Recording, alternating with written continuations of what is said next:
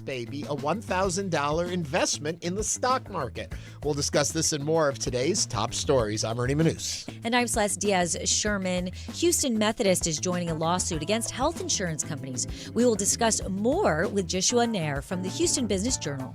And I'm Frank Billingsley. Plus, Museum of Fine Arts Houston curators Cindi, Strauss, and Christine Gervais will tell us about the museum's new exhibition, Louvre Couture. Also, we want to hear from you. Give us a call or send us a text at 713-440-8870 or email us at talk@hellohouston.org. Don't forget, you can also watch us live on YouTube by going to houstonpublicmedia.org.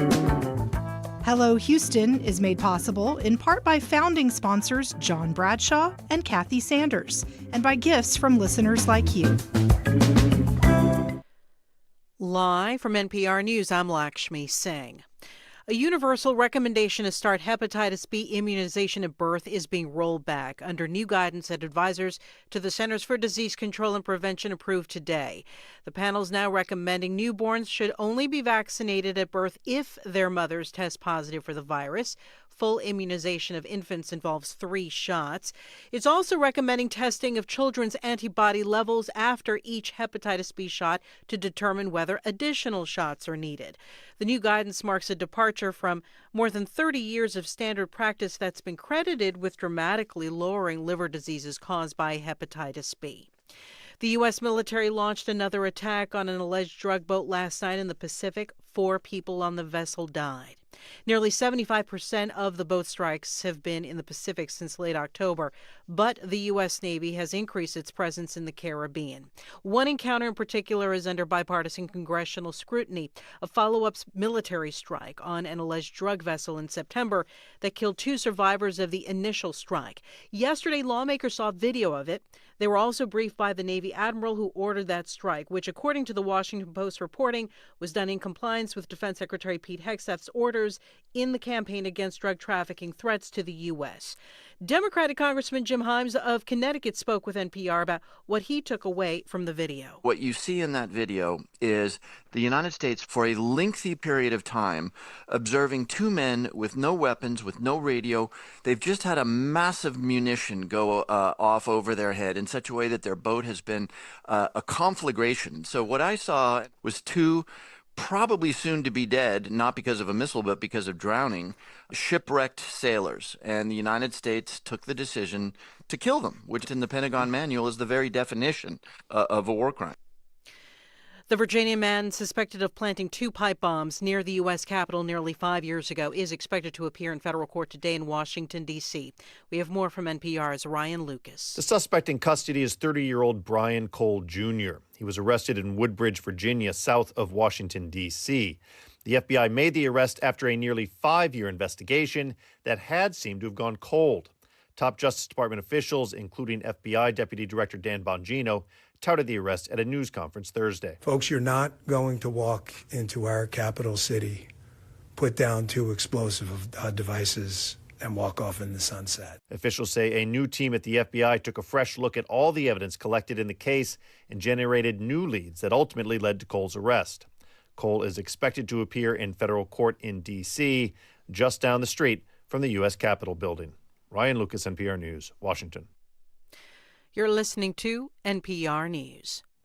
Live from News 88.7 in Houston, I'm Alexandra Hart. Texas Democrats are calling on Governor Greg Abbott and Lieutenant Governor Dan Patrick to work with legislators to target insurance companies that they say have wrongfully denied home and property insurance claims. News 88.7's Sarah Gruno reports. During a press conference on Thursday, State Representative Mihaela Plesa said there's an affordability crisis in Texas accompanied by high property taxes and rising housing costs and insurance rates. If we don't get serious about these skyrocketing property insurance rates, millions of our neighbors will either go uninsured or discover way too late that the policy is almost worthless. She joined Texas House Democratic Caucus Chair Jean Wu and State Rep Josie Garcia in calling on Abbott to work with the state legislature to create meaningful penalties to wrongful insurance claim denials. Their calls come after a new report shows that Texas has become the 3rd most expensive state for home insurance. I'm Sarah Gruno, News 88.7. In 2018, Fort Bend ISD discovered the remains of 95 individuals believed to be part of a convict leasing program from the 1800s. Now, Fort Bend County Commissioners are allocating $1.5 million to memorialize the Sugarland 95. The county is giving park bond funds to the district for the project. Marilyn Moore runs a nonprofit that's helping memorialize the dead. Her late husband advocated for recognition of the Sugarland 95. That was part of his work, what he advocated and pushed for, and I'm just happy today that we can say that we're on our way. The district set an initial fundraising goal of $4 million in 2023, but is currently evaluating the total cost of the memorial. Over 90,000 cubic yards of sand have been added to West Galveston Beach since early October. It's part of a project to combat erosion and protect the Texas coast from tropical storm and hurricane damage. When it's all said and done, beach-quality sand will be added to nearly 2 miles of the island's west end. The General Land Office says it hopes to have all the sand placed by January 2026. I'm Alexandra Hart. You're listening to News 88.7. Support for NPR comes from NPR stations. Other contributors include Progressive, with small business insurance for protecting a variety of business types with multiple coverage options, designed to fit business owners' needs. More about small business insurance is at progressivecommercial.com.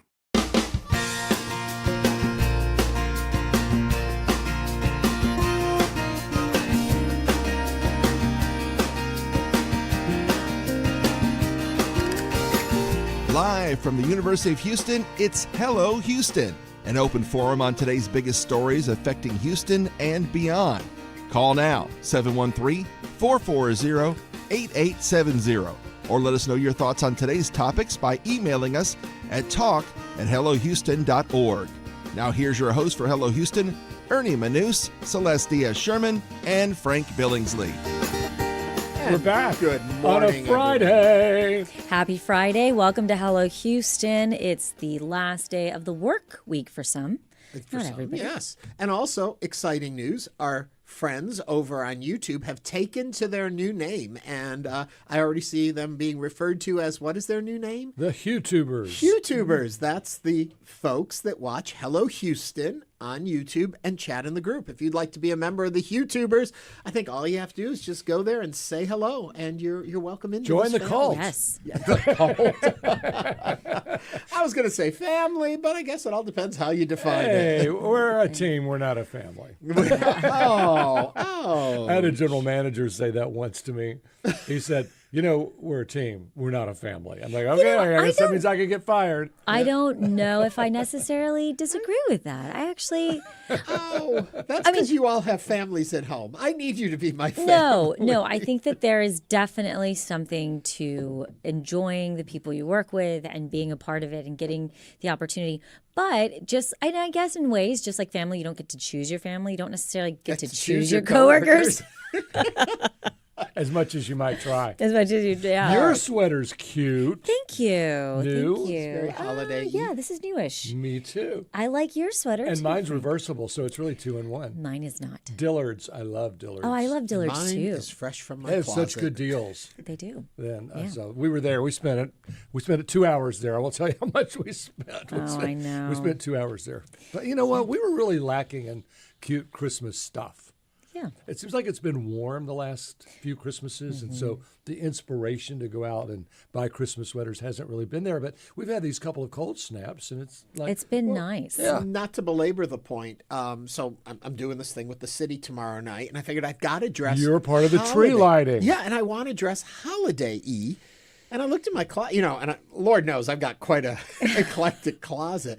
I really didn't have the right holiday thing. So last minute yesterday, I ordered for quick delivery kind of like a Santa suit top jacket with like a little capey thing, like a little shoulder cape thing, like a Victorian Santa. Sweater capes are very in right now. Well, then I could, but I don't know if it'll get here in time. I don't know if it'll fit when it does get here, and I have no idea what I've done. So wear a Santa hat, you're done. That's what I was thinking. Yeah. I do have a coat, a suit coaty thing that has a big fur collar that I've worn here before to be annoying, and I may wear that. It's going to be nice for you. In fact, today we're done with the rain by evening. Finally, Okay, great. this dreary, rainy pattern, and we start to see decreasing clouds tomorrow. We have sunshine as we go all into next week, and it remains cool, seasonal. It's nice. 60s and 50s and even some 40s on Monday morning. I broke my own cardinal rule, and I did turn on the heat yesterday. You did the what? I turned on the heat. Oh, see, I've had the heat on since I October. finally did it. I felt bad after I was joking about my mom not having heat on the show. And I went home and I'm like, it is kind of chilly in here. And she doesn't know to tell me why she's uncomfortable. So heat's on now at my house. Yeah. Great. Yeah. Well, you know what? You know what else is going on? What else in this house? Not that we're a family or anything. I guess as Frank has pointed out to us. Coming up on Hello Houston, we're going to talk with Jishnu Nair, the healthcare reporter from the Houston Business Journal, about Houston Methodist joining a lawsuit against health insurance companies over alleged price fixing. So that's going to be an interesting conversation.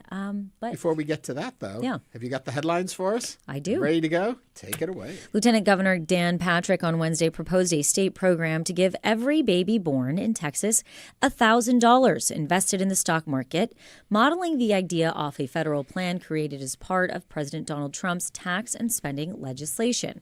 Patrick said on social media he would prioritize a measure during the 2027 legislative session to create the investment accounts, dubbed the New Little Texan Savings Fund. The program would invest $1,000 in public funding in the stock market for every baby born in Texas. The initiative, Patrick said, would cost the state around $400 million per year, less than 1% of Texas's current 2-year budget. Patrick added that he would seek to pass a constitutional amendment making the state's program permanent. Dan Patrick's proposal faced backlash online from conservatives who argued that the program would increase state spending and grow government. Now is the time to join us on Hello Houston. What are your thoughts on Lieutenant Governor Dan Patrick's idea? Is this worth the money or not? 713-440-8870. Absolutely. You know, before we rip it apart, though, let's just give credit to New Little Texan Savings Fund. I love the name. Well, I don't like the idea, but I love the name. And I wonder if the money will go into, what's it called, Texie? Y'all Street, not Wall Street? Y'all Street. The new stock exchange, that's where it would go. But here, look, this is socialism at its grandest. This is Dan Patrick coming out as a democratic socialist, whether he knows it or not. It's taking state money. It's taking our money. It's putting it toward education, just like a Pell Grant. It is doing for the greater good. It's putting out there what we should. Just like Social Security and Medicare and Medicaid and the Pell Grants and any kind of scholarships that are government funded. It is a government funded social program that benefits young people. And I think it's great. And I'm not sure. And I think that's why the conservatives are pushing back. They're saying it increases state spending and growing government. What they're saying is this is socialism. And it is. But this is why socialism actually works. Actually, it's not. Because it's going into the financial markets. It's not a government-backed policy. That's capitalism. I get it. Yes. And it is not like when we put money into Social Security and it's guaranteed, when you put into U.S. savings bonds and it's guaranteed by it, it's at the risk of going into the market. It sits there for so many years. I don't know all the details of this one, but if you're looking at the Trump plan, it benefits traders and banks, and it doesn't benefit individuals. And by the time they actually get the money, the increase, even at a modest understanding of what we're looking at for inflation and interest, is hardly anything when it does come back to them. Yes, it's great that there is this piece of money out there, but it really isn't helping who it should help. It is helping big investors. It is helping the markets. It is helping the rich get richer under the guise of helping individuals. You want to help people? Put it into a program that helps them. Put it into the food banks and food services. Put it into education. Put it into someplace where it can benefit the community, not to increase the pockets of rich industrialists. Do we put people's names on it when we give them the $1,000?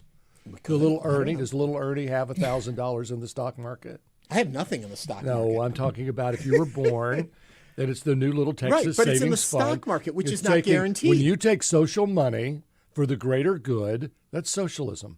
Right, yes. No, I'm not saying it's not socialism in the concept of the plan, but where the money's going, it's not it is a bait and switch. It looks like it's a great program for people, but it could be invested in government programs and government guarantees and government policies. It's not. It's going into the stock market where the industrialists will build up on this.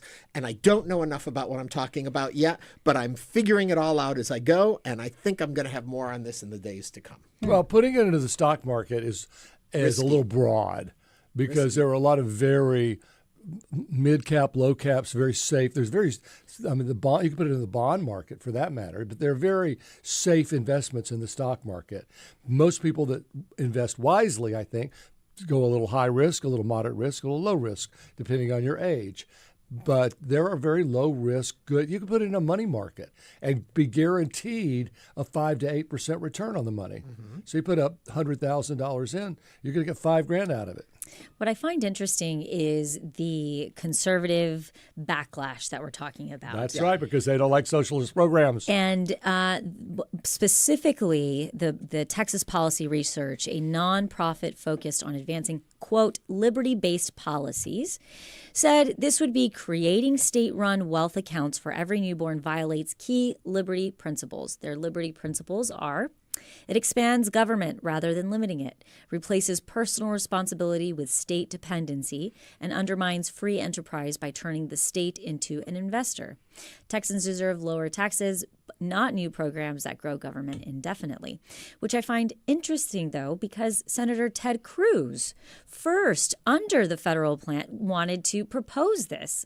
And so it's very interesting to me to see the redefining of what it means to be a conservative, what it means to be a Republican, looking at when Republicans, when they choose to decide what to call socialism, or what they find as an investment in the future. And the definition, again, looking at that nuance of what does it mean to truly be a conservative? What does it mean to truly be a Republican when you have elected officials within that party putting forward policy we can argue over the that label. Is questioning? We can argue over the label. I think it's a good idea because I think if you could put money, just like the 529 program, if you can put money as soon as a child is born into their future, I think that's a good thing to do. And it will, $1,000 will grow. The concern becomes I agree. However, the concern becomes, who does it really benefit? It benefits people that already have bank accounts, that understand, have financial literacy, that usually understand an IRA, have a savings account versus a checking account, and it really ends up continuing to push for people that already have and those that don't have. Well, and most stock market funds will charge, not all, a 1% fee, so that would benefit them. Right. An interesting Think about from one of our YouTubers. What if the baby is born here in Texas but to undocumented parents? Oh, then they don't get it. They have to be. I get the parents. I don't know. There's details. We don't know. But we do know our number is 713-440-8870. And Colette is on the line from Spring. Colette, what are you thinking?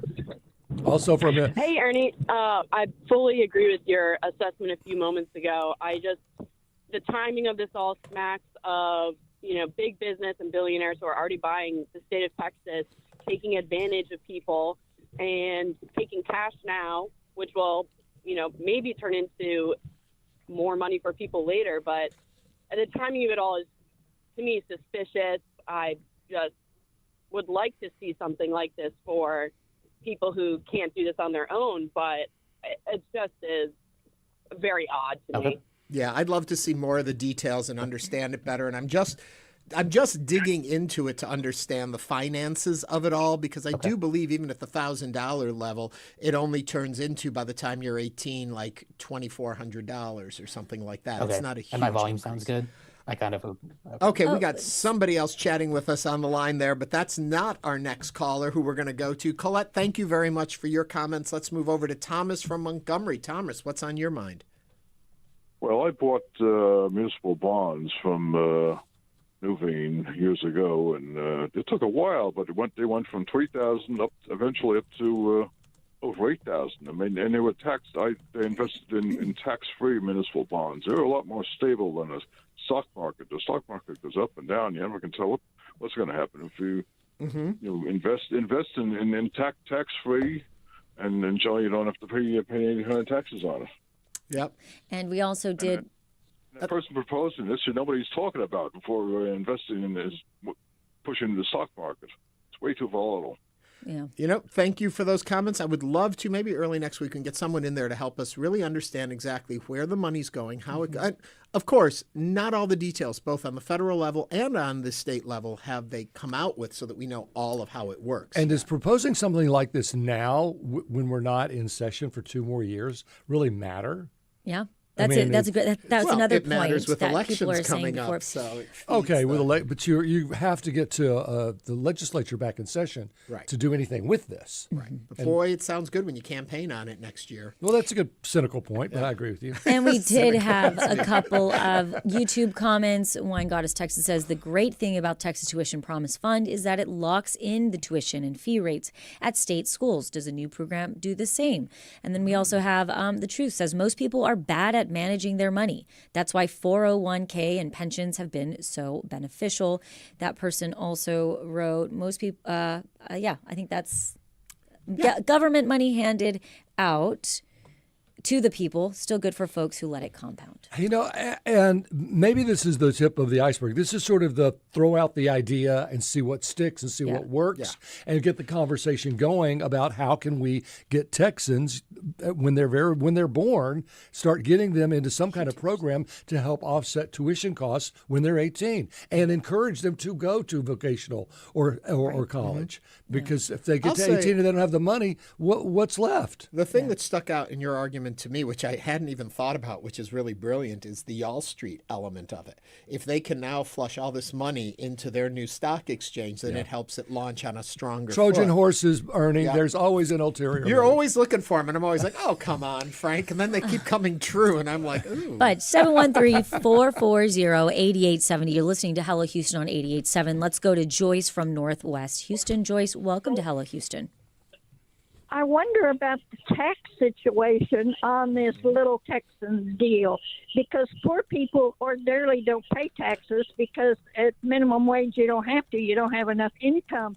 Now these kids are going to have an investment and get a W-9 or whatever they call that. They're not financially literate. What are they going to do about the taxes on this money?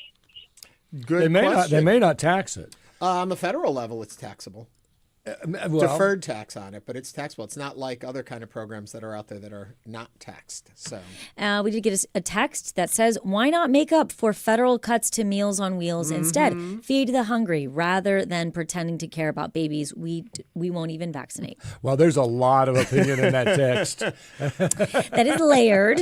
But there are people in our community and across the country that are going hungry, that have not. I mean, there was some sort of, what's the number? 50 million Americans get their food from a food bank. There are problems that need to be addressed in the moment. Put that money toward there. But the argument could be made, okay, if it's in addition to funding programs, I'm much more in favor of it. As we're watching things get cut and then money creating these new programs, that's where I have issues. Right, and we also know that right here in our own county, in Harris County, most people don't have $400 in case of an emergency, a reserve of $400. So I think that at least we're having a conversation about how we can look at this. And look, whenever you're talking about money, you're talking about fraud. You don't have fraud unless there's money involved. And when you involve money, you always risk fraud. And that a program like this that is very thin on details opens itself up to that. So that we'd have to watch. But again, I like the fact that we're talking about it. Yeah. And I think that it's all around the Lieutenant Governor, Dan Patrick. And from what I understand, because I know some people that have done this, the 529 program, you could rate it if you needed it. So it was there, but if you needed that money for other life problems, you could take it out. So then it's not there. This I would have to know, but this may be something that once it's in there, it can't be taken out until you're 18. To what Celeste said, we're at least talking about it. Hopefully people are thinking about, maybe we should put money away for school and for the future. Yep. That's right. Coming up on Hello Houston, we'll talk with Jishnu Nair, healthcare reporter for the Houston Business Journal, about Houston Methodist joining a lawsuit against health insurance companies over alleged price fixing. This is News 88.7. Stay with us.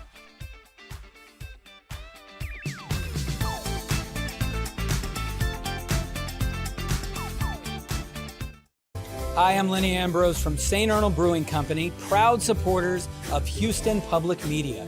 Right now, with your $60 donation, you can choose tickets to News and Brews. This member-exclusive event takes place February 17th. Enjoy a pint, connect with fellow NPR fans, and meet the Houston Public Media Newsroom in person. Select News and Brews tickets when you donate at houstonpublicmedia.org/donate. On the next Planet Money, tariffs. We ask, are they hiking prices yet? Yeah, there's clear evidence that the tariffs have affected the prices of many goods. And on How I Built This, two early-stage founders get some timely business advice from host Guy Raz and Chet Pipkin, founder of Belkin. That's on the next Planet Money and How I Built This from NPR. Saturday morning at 9 on News 88.7. Did you know your gift to Houston Public Media could go twice or even 3 times as far through your employer's matching gift program? Many companies will match the charitable donations of their employees, and some even match gifts from retirees. That means your support for trusted news and programs could have double the impact for our community. Find out if your company participates at houstonpublicmedia.org/match. Support comes from Phoenicia Specialty Foods, offering holiday catering from charcuterie and dessert boards to events, imported gift baskets, and more in downtown and West Houston. Local family owned since 1983. More at yumstop.com. Support comes from Discovery Green Conservancy, presenting Carols on the Green with Houston Grand Opera, December 13th at 7 p.m. Hosted by Jorge Perotti and open to the public. Details at discoverygreen.com. And now back to Hello Houston. Join the conversation. Call now, 713-440-8870, or email us at talk@hellohouston.org. And now here's Ernie Manous, Celestia Sherman, and Frank Billingsley. All right, Houston Methodist has now joined a sweeping lawsuit accusing some of the nation's largest health insurers of working together to keep reimbursement rates artificially low. A move plaintiffs say has cost hospitals and patients billions of dollars. It's a case that spans hundreds of plaintiffs and could reshape a key part of the healthcare economy.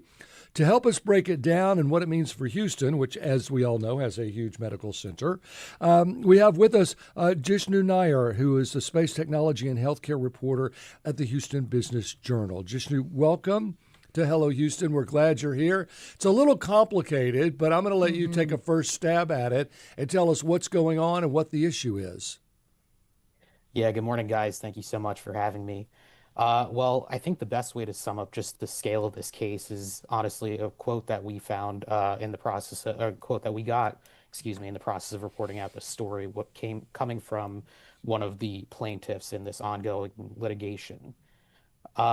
So one of the biggest, this lawyer, Matt Lavin with Arnold Golden Gregory LLP in DC, said he's never seen an antitrust case of this scale, of this magnitude, impacting the commercial healthcare reimbursement market. And the American Medical Association also told the business journals that over 450 plaintiffs, including Houston Methodist, are already suing, and more are expected to join this lawsuit. So that kind of captured really the scale of what is going on in this case for us.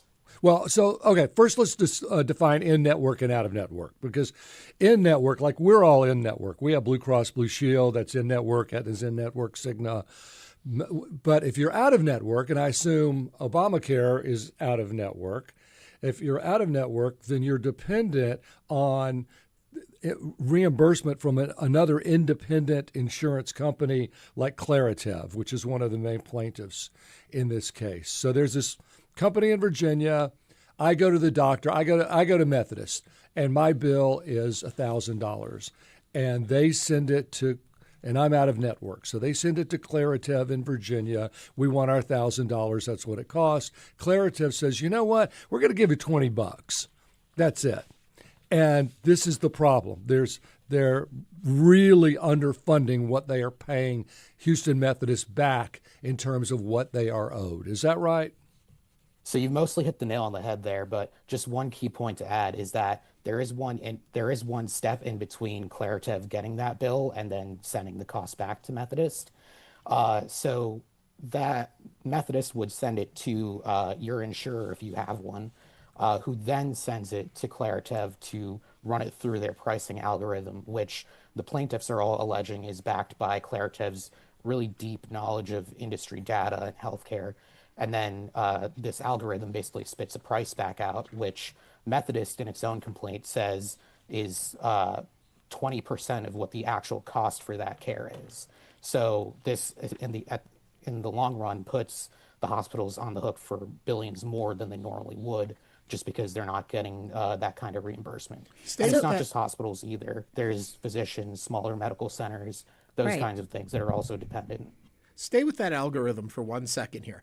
How is it determined that that is the amount? When they say 20% of it, are they looking at what costs are in other institutions? And that I would think if you're on the opposite side of this, you would be saying, yes, because these hospitals, these institutions are massively overcharging, and this is really what it should cost.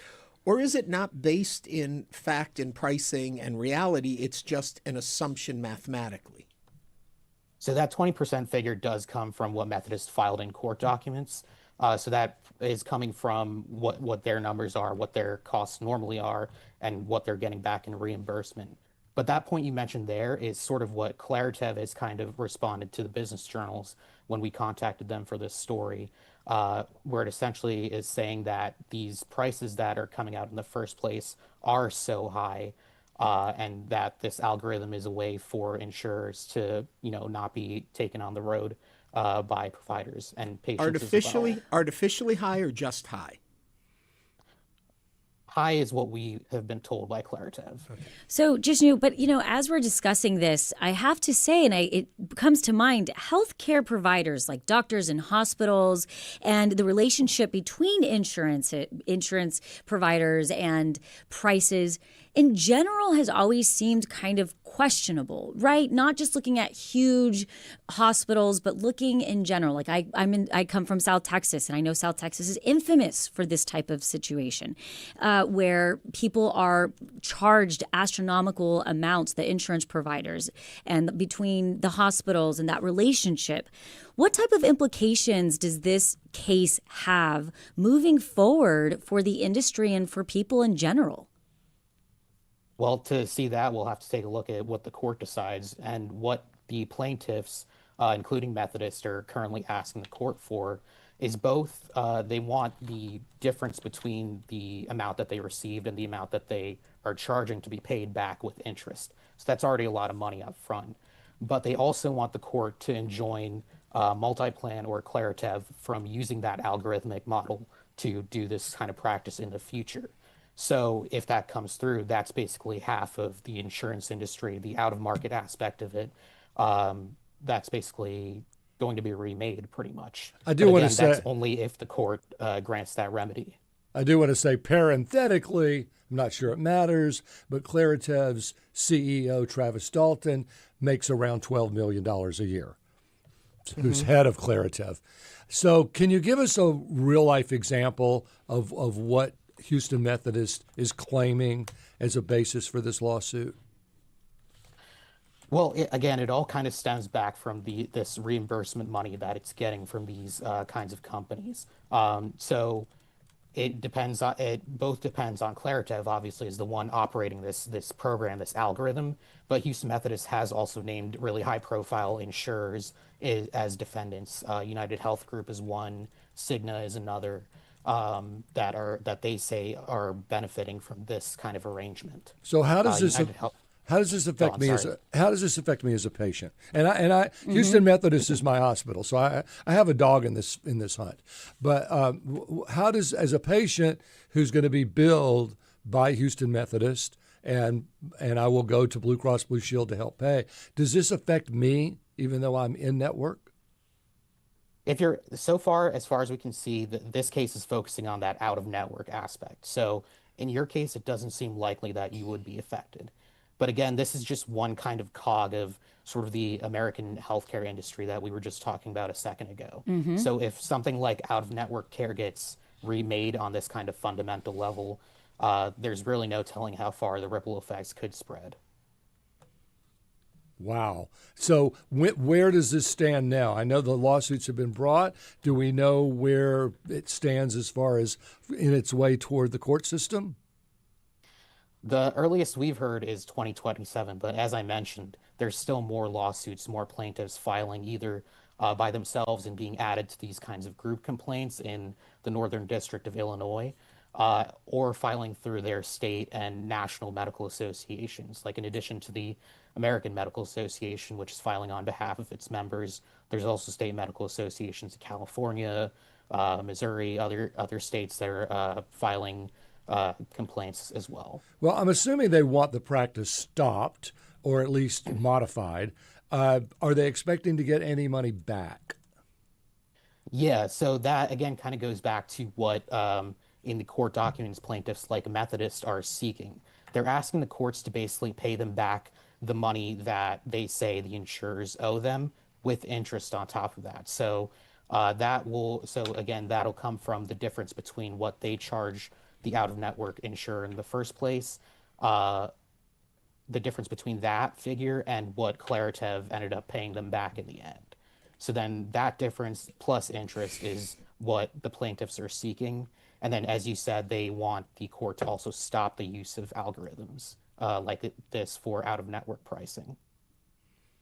Well, it seems to me that they're going to have a tough go of it. Explain to me why we have a Claritev. Because of out-of-network people? I mean, they've got to have somewhere to try to send a bill? Yeah, so like taking your situation, for example, you're in network with Methodist through your insurance. So your insurer, you said Blue Cross, right? Right.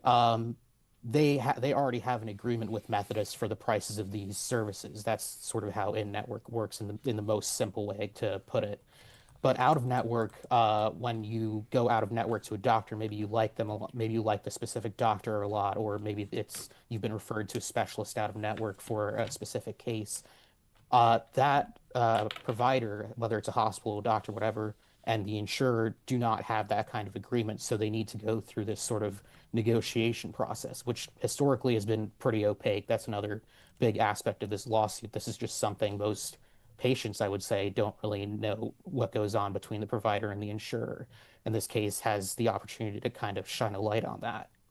Well, we did have one comment from Wine Goddess on our YouTube, one of our YouTubers. The charges are too high, not consistent, and there is little transparency regarding pricing from any hospital system. The insurance companies are certainly not saints, and I'm sure they are underpaying.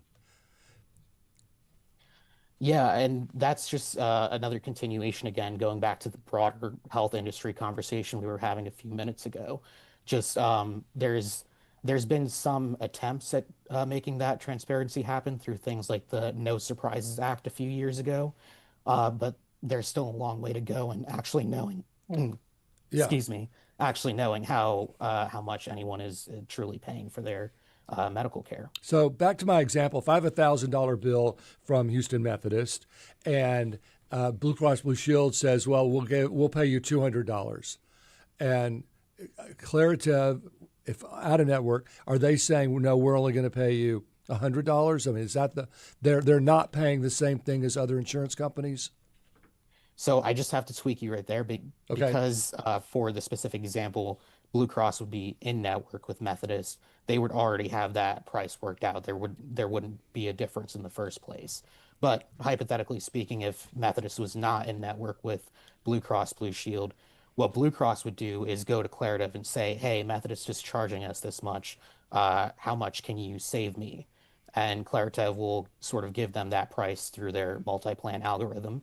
And that price will be lower. And because Methodist still needs some kind of income for treating that patient, they'll have to take it. And Jishnu, do you think that there are other hospitals that essentially are looking at this case as well and thinking we potentially might be a part of this situation? Yeah, there's certainly no reason to say why not. Obviously, it will depend on the specific hospital needs and their own in-network versus out-of-network agreements. We've done some reporting on the various network and provider disagreements in the past few years with systems like HCA and United Health Group, or HCA and Cigna. basically sort of hammering out those in-network agreements to avoid being in that out-of-network situation. But there for sure are hospitals that are out of network with these insurers that are probably seeing this and saying, are we getting stiffed on our care? Right.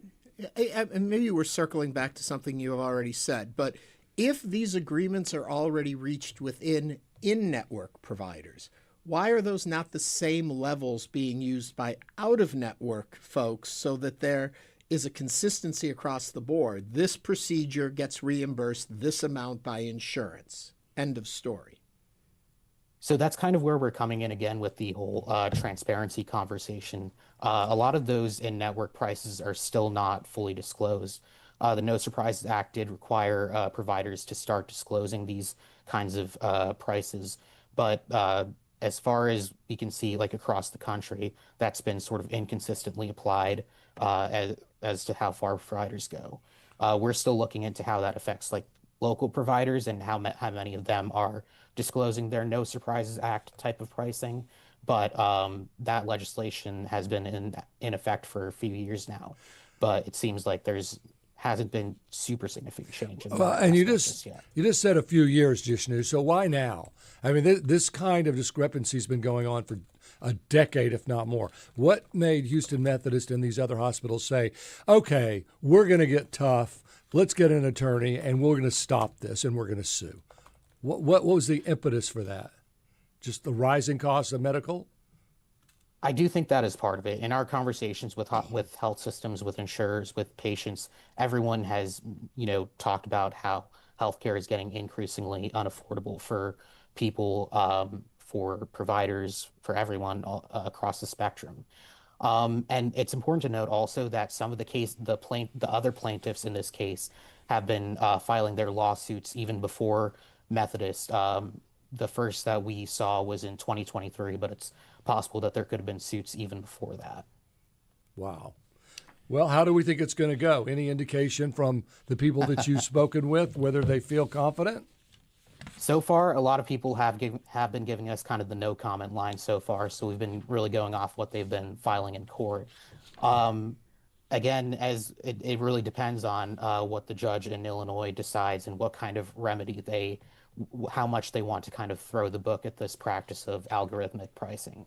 Because what the court is being asked to decide here is an antitrust case. They need to decide whether the use of the algorithm in the first place is uncompetitive or not from a business standpoint.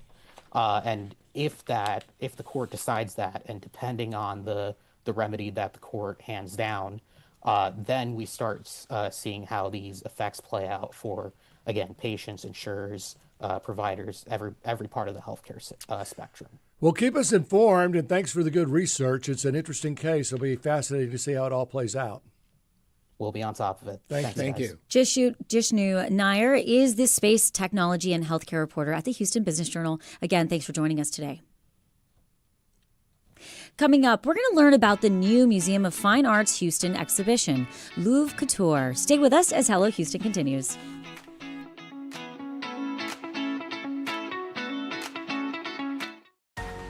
We know you value Houston Public Media. That's why you're watching right now. So take the next step and become a new member of the station you rely on. Every gift makes a difference. And what matters most right now is supporting the station that brings you the news and information you rely on. It only takes a minute to make a big difference. So join as a new member today at houstonpublicmedia.org/donate or call 800-364-8300.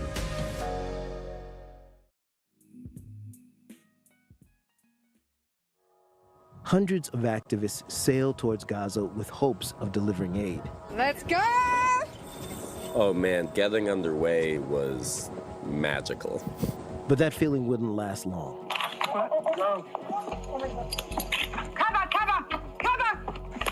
An exclusive look at what happened aboard the Global Samud flotilla on the next Reveal.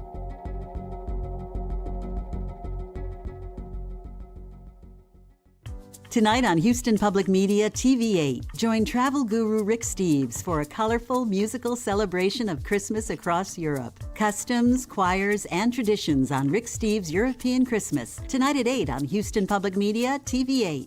Support for Houston Public Media comes from Houston Symphony, celebrating the season with joyful fanfares, Holiday Brass Spectacular, performed by the Symphony's Brass Ensemble, December 6th through 7th. Tickets available at houstonsymphony.org. Support comes from UT Health Houston, home to Dr. Mary Aitken, who is focused on keeping children safe from preventable injuries through research, education, and advocacy. More at uth.edu/manyfaces. Support comes from the 2025-2026 In-Print Brown Reading Series with Booker Prize winner Salman Rushdie reading from his new story collection, The 11th Hour, Monday, January 12th. More at inprint.org. And now back to Hello Houston. Join the conversation. Call now, 713-440-8870, or email us at talk@hellohouston.org. And now here's Ernie Manous, Celestia Sherman, and Frank Billingsley. Last month, the Museum of Fine Arts Houston began displaying an adaptation of the Louvre Museum's first ever fashion exhibition, Louvre Couture, which showcases the work of historic and contemporary fashion houses alongside masterworks from Museum Fine Arts collections. The Houston exhibition features 36 fashion ensembles across the museum's galleries that were selected from several heritage houses, including Chanel, Christian Dior, Versace, Louis Vuitton, and many more. To tell us more, we're joined now by the Museum of Fine Arts Houston curators Cindi Strauss and Christine Gervais. Christine, Cindi, thank you both for joining us today on Hello Houston. It's a pleasure to be here. Thank you so much. And if you would like to join the conversation, if you have a question or you want to comment, give us a call, 713-440-8870. I mean, truly, y'all are bringing fashion to the forefront of Houston. Tell us about this exhibition. Well, the exhibition is so exciting for us to have here. As you said, it is a version of the blockbuster show that the Louvre had over the spring and summer of 2025. We have a reduced version of 36 ensembles and accessories, but more than half of them are new to Houston because the idea behind the exhibition is that the fashion relates to the works of art in our museum collection. And obviously our collections are different than that of the Louvre.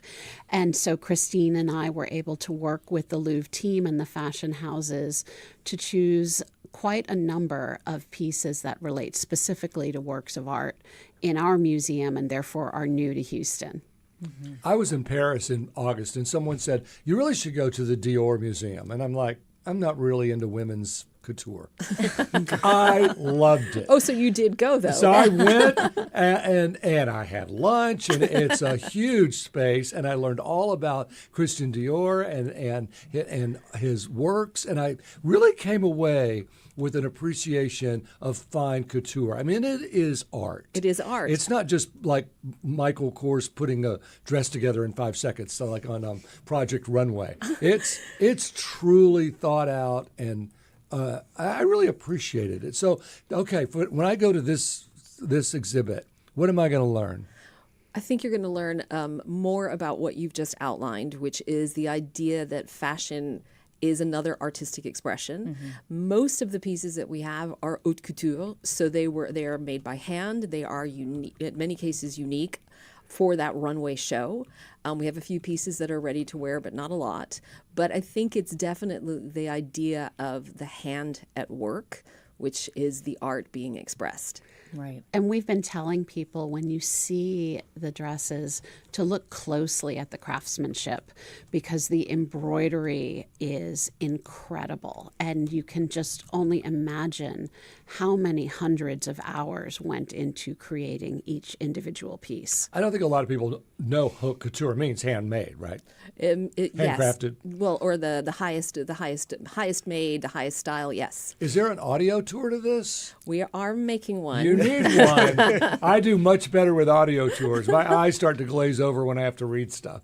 So when y'all were looking at these collections, you're going to the different, high fashion houses and you're looking at the craftsmanship, how did you decide between, yes, we're going to move forward with bringing this to Houston versus perhaps this beautiful dress that is just as immaculately made as the other? Well, for the ones where we were doing alternate looks specific to us, we were thinking, okay, we have a gallery that has Dutch art. What would we like this to say? In particular, if you come to see the show, you'll see one of the 3 pieces that we brought from the Louvre's historic decorative arts collection is a magnificent, I'm so envious of it, people-sized, it's called a tulipière, and it's a 17th century Dutch Delft basically vase for your tulips that you would have, but it's blue and white. It's like a pyramid. It's decorated, and then there's a dress by Dior. There you go, Dior. Anything by Yves Saint Laurent? Actually, we have some YSL in the show. We do. We have 2 heritage Yves Saint Laurent pieces. One, the famous Mondrian dress, inspired by Piet Mondrian, which we have right next to our very own Mondrian in the collection. And then there's another cape and dress. Beautiful. I think we're showing some pictures on YouTube. Okay, great. There's another YSL cape and dress, which is part of a collection that he did in homage to Georges Braque. And so we have that also displayed in our modern and contemporary galleries. Yeah, a lot of people don't know that Yves Saint Laurent took over Dior, the House of Dior. Yeah, I went to the museum. Oh, yes, you saw the museum. We're both thinking, is that correct? I went to the museum. I know. You saw. Well, but it's interesting that you're saying this because this is a very interesting moment in fashion. This particular year, most of the creative directors of most of the big French fashion houses and some of the Italian are all switching, are all changing. People have stepped down. New people are coming in. It's been a very interesting time to be working with the houses. Sometimes a lot of these houses want to look forward, perhaps not backwards, but it's been very interesting. I think the most recent one was Olivier Rousteing, who just stepped down from Balmain about a week ago. So they're all changing. But as you say, there is a history. YSL, Dior, all of these people, they're sort of moving around. And so it changes the tone of the house. But the nice thing is that, on the labels and on the map, you can see both the name of the fashion house and the designer, so that our visitors understand that it's not only Karl Lagerfeld for Chanel. It's Galliano for Dior. Exactly. Yes. So there is that. And it's also, to your point, I think what's very interesting is Grace Wales Bonner actually made history as the first Black woman to lead the luxury fashion house of Hermes. Yes. And that is a very recent appointment. Yes. So yes, there's a lot of things in happening. October. Well, and there was a very interesting moment. It's very nice that she got that appointment because prior to that, with the shuffle, I think it ended up with just 2 female design directors left in the moving around.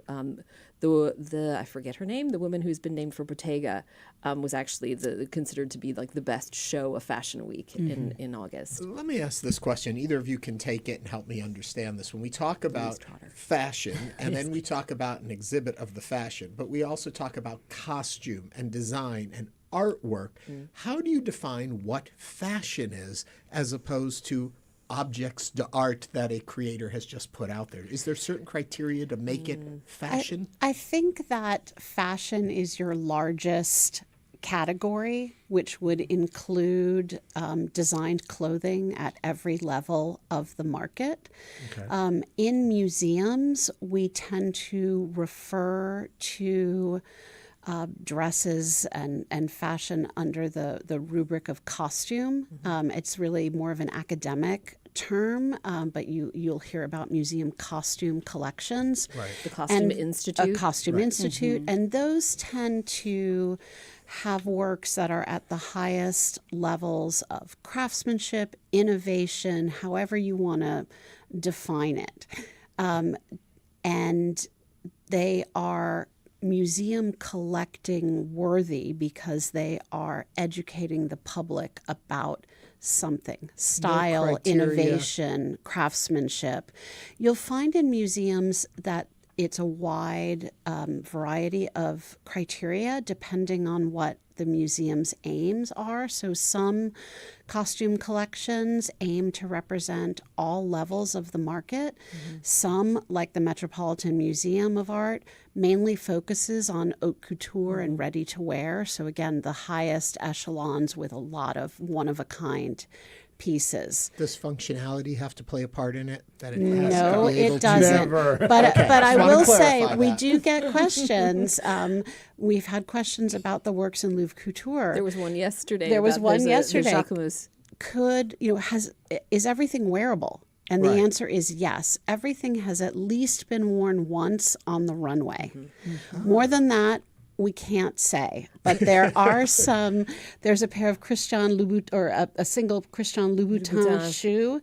That's a foot called high. A chopin that is I a love foot high high. So there are a few pieces you'll see at the museum, and you wonder, how did anybody wear them? How has the reception been from Houstonians? I mean, because, you often hear off New York, LA, Paris, Fashion Week, Milan, but how has it been for Houstonians to see this type of level? What type of reception have y'all Well, received? so far it's been really it's been really good, and we are fending off a lot of tour requests. So if that is any gauge, it's doing really well. Yeah, it was very, very popular. It's only been open for 2 weeks, but what we are also seeing is a lot of traffic on our social media pages indicating incredible interest, and the show will be up through spring break, so there's plenty of time for people to see it. Does it go by time, like this is the 60s, 70s, 80s, 90s, or by designer? What's the theme? How did you decide what to put where? Well, the way it was shown at the Louvre was chronological through their decorative arts, historical Right. decorative arts galleries. Our galleries are integrated and generally chronological, but spread out across, as everybody hopefully knows, a really large campus. So we have, there's a map that we have, and so we've sequenced. Number one is up in our antiquities, the antiquities atrium, and then it takes you historically through the European Old Master galleries. Then you move down to American, and for obvious reasons, the Louvre does not have an American collection. It is the French national collection. So that was one of the spaces where we had some new dresses, and we've got 2 American designers in that gallery and those galleries. And then when you're done with that, then we ask if you've still got the energy, please head over to the Kinder Building, where our modern and contemporary collections are. Oh, really? Also something the Louvre does not have. And so we have works from the exhibition in the design galleries, in the atrium, as well as in the modern and contemporary galleries. And so if you need an audio tour, I'll do it for you for free. That's very kind. That's You can great. talk about. You can do every stop on Christian Dior. There you go. I think you need one to tell me exactly what I'm looking at, because I think a lot of people say, oh, that's pretty. But as you point out, something to say, look at the embroidery here, look at the way they put this together, put that together. I think the appreciation would be that much stronger.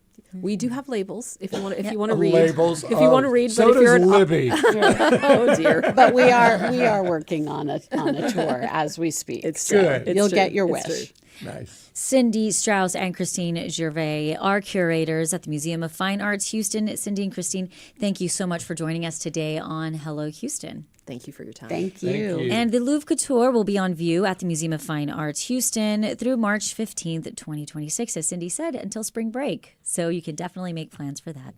But coming up on Hello Houston, we're going to continue diving into today's top stories. And we're also going to learn about this year's Dickens on the Strand Festival. Stay with us for the second hour of Hello Houston.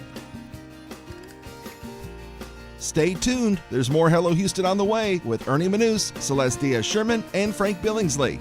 For the latest in local news, subscribe to the Hello Houston daily newsletter at houstonpublicmedia.org. Hello Houston is a production of Houston Public Media. The opinions expressed by the guests of this program are solely their own and do not represent the views of management, staff, or underwriters of Houston Public Media. This is News 88.7.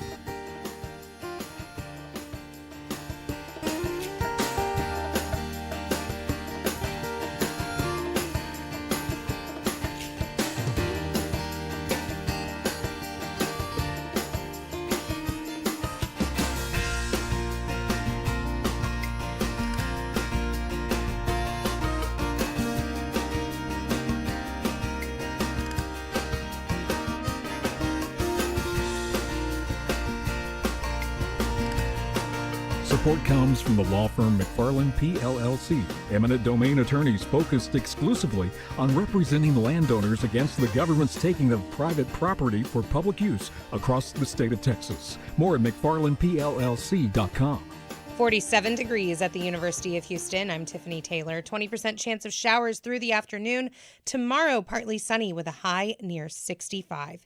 This is your NPR station, KUHF Houston News 88.7, a service of the University of Houston. It's 12 o'clock.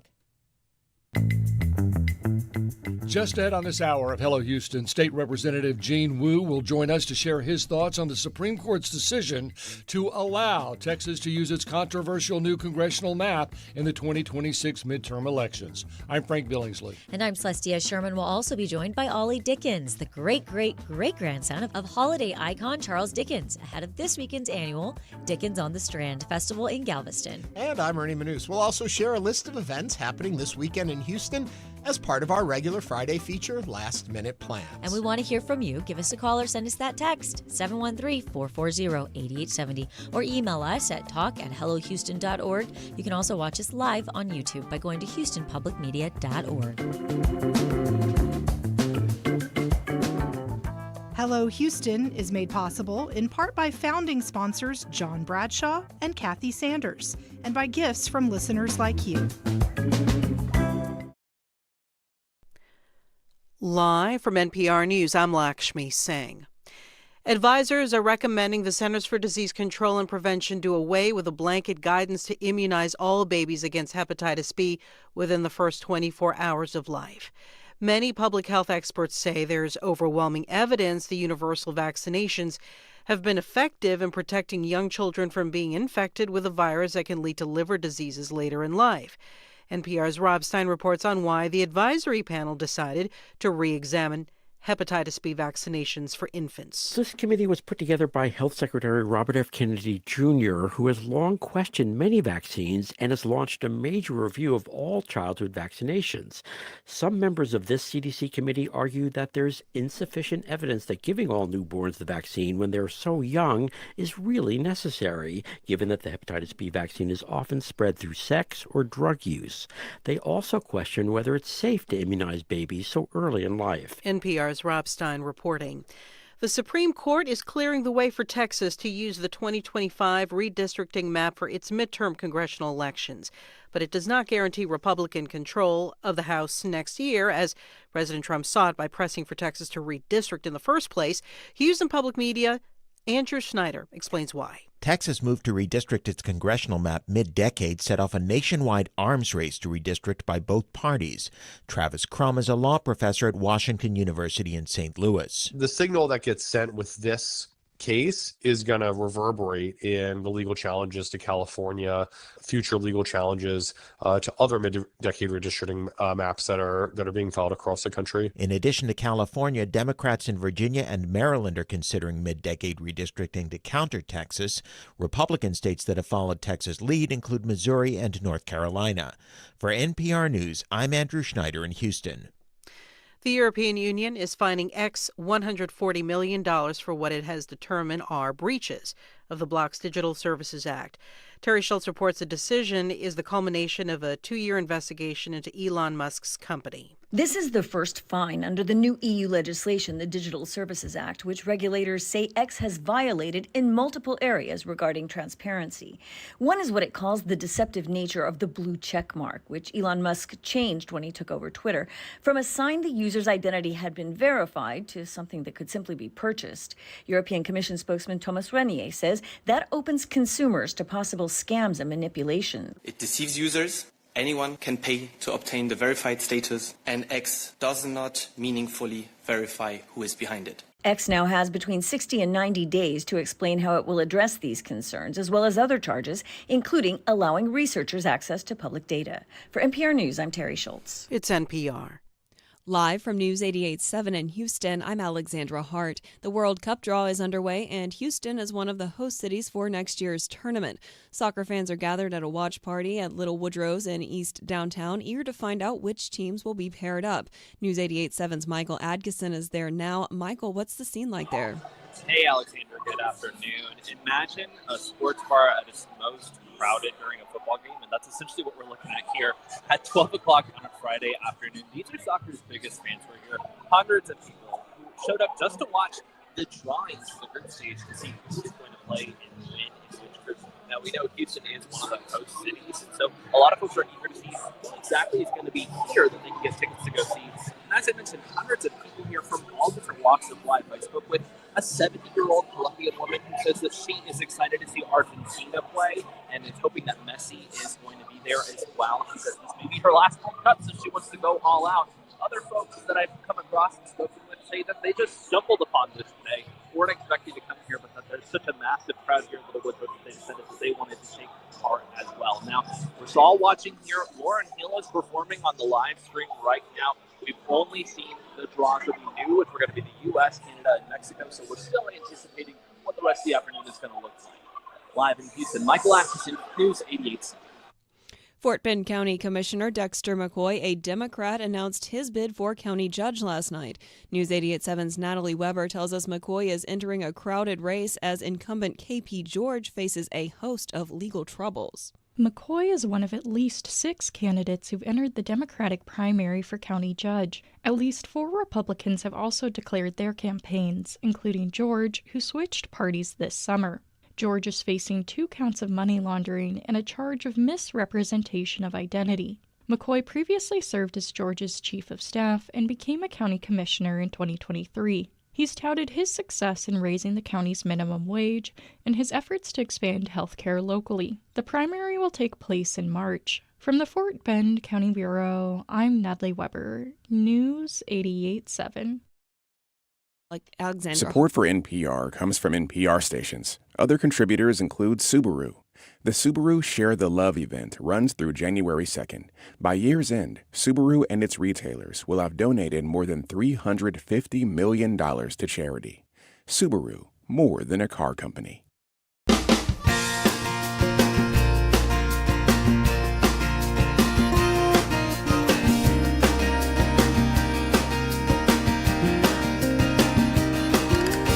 Live from Houston Public Media and News 88.7, it's Hello Houston, an open forum on today's biggest stories affecting Houston and beyond. Call now, 713-440-8870, or let us know your thoughts on today's topics by emailing us at talk@hellohouston.org. And now, Hello Houston with Ernie Manous, Celeste Diaz-Sherman, and Frank Billingsley. Welcome back to Hello Houston. Yesterday evening, there was breaking news with both Texas top Republicans and Democrats swiftly to issuing praise and condemnation after yesterday's, again, breaking news that the U.S. Supreme Court decision allowing the state to use its controversial new congressional map in the 2026 midterm elections. The map was passed this summer by Texas lawmakers and designed to give Republicans as many as 5 new seats in the U.S. House. But last month, a panel of 3 federal judges in El Paso found the map to be racially gerrymandered, a decision the state of Texas quickly appealed to the Supreme Court. Governor Greg Abbott said, "We won," in a press release celebrating the ruling. Texas is officially and legally more red. On the other side, Representative Jean Wu of Houston, chair of the Texas House Democratic Caucus, said in a statement, "The Supreme Court failed Texas voters today, and they failed American democracy." And joining us now is Representative Jean Wu. Representative, welcome to Hello Houston. Thank you for having me. And if you would like to join the conversation, you can give us a call or send us a text, 713-440-8870. I mean, it wasn't just breaking news, Gene. It was spirit breaking news, wasn't it? Yeah, I mean, we have been waiting for this decision for a while, and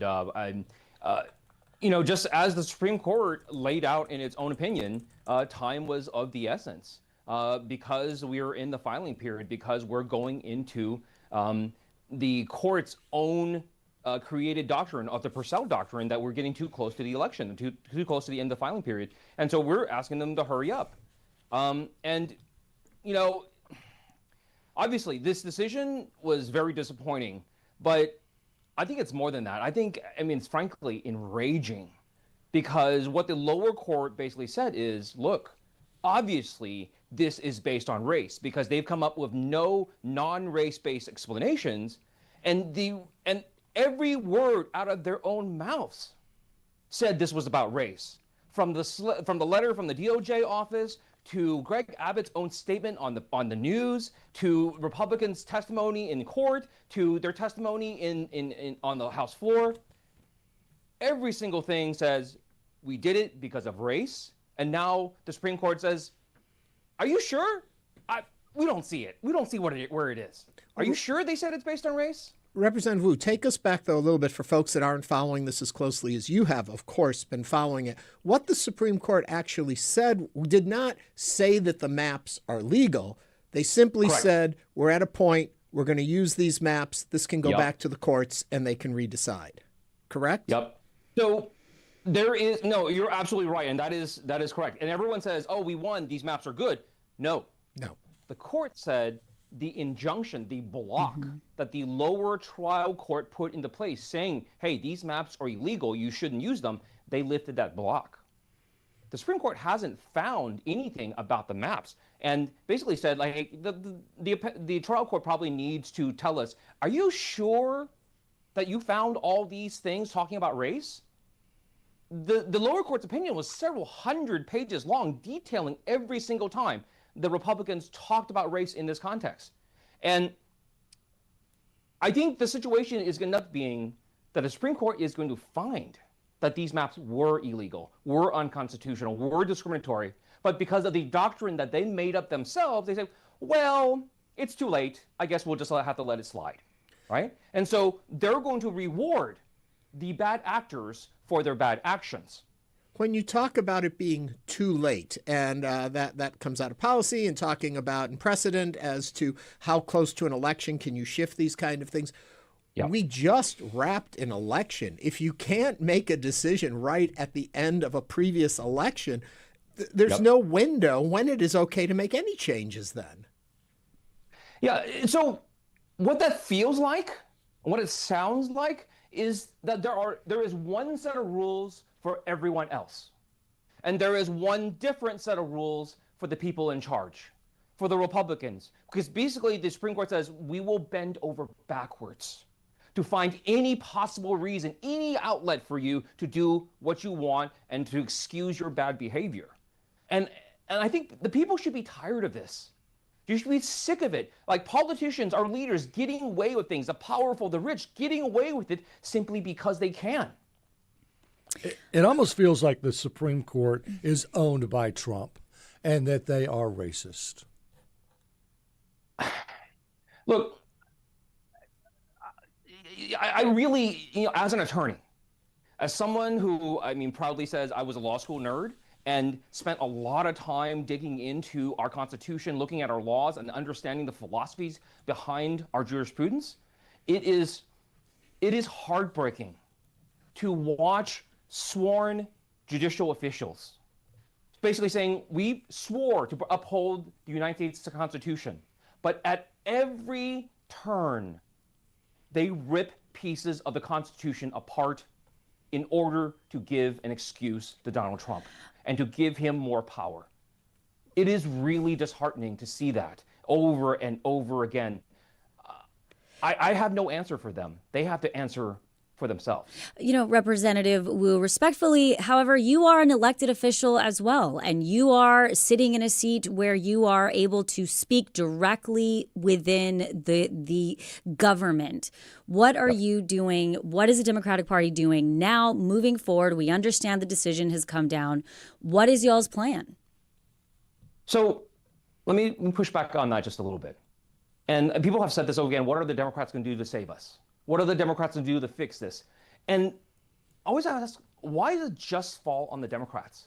Why does this not fall on every American? Why does this not fall on everyone who says, I love this country, I love America, I love being an American? Why doesn't it fall on everyone? I think it does. Democrats right now, Democrats are, we've said we will now fight every battle, every opportunity, every time.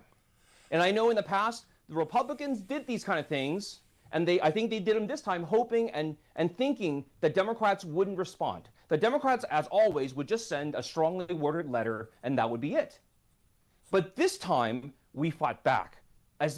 Using whatever tools we had, we fought back. We made them wait. We made them stop. We made people aware of it. We turned the public against them. We let the public know that their own democracy is being stolen from in front of their noses. And I know they may want to keep doing it, but we're saying we're not going to let you do this anymore without some resistance. And what we're asking people to do is we cannot resist alone. Democrats cannot do this alone. We need all Americans, no matter who you are. You don't have to be a Democrat. You don't have to be a Republican. You don't have to be anything. All you have to do is give a damn about this country. Let me ask this, take you back a little bit to when you're talking about the Supreme Court. Two things there. First of all, we were talking about how the Supreme Court is giving power in a way, going along with Trump and giving him power.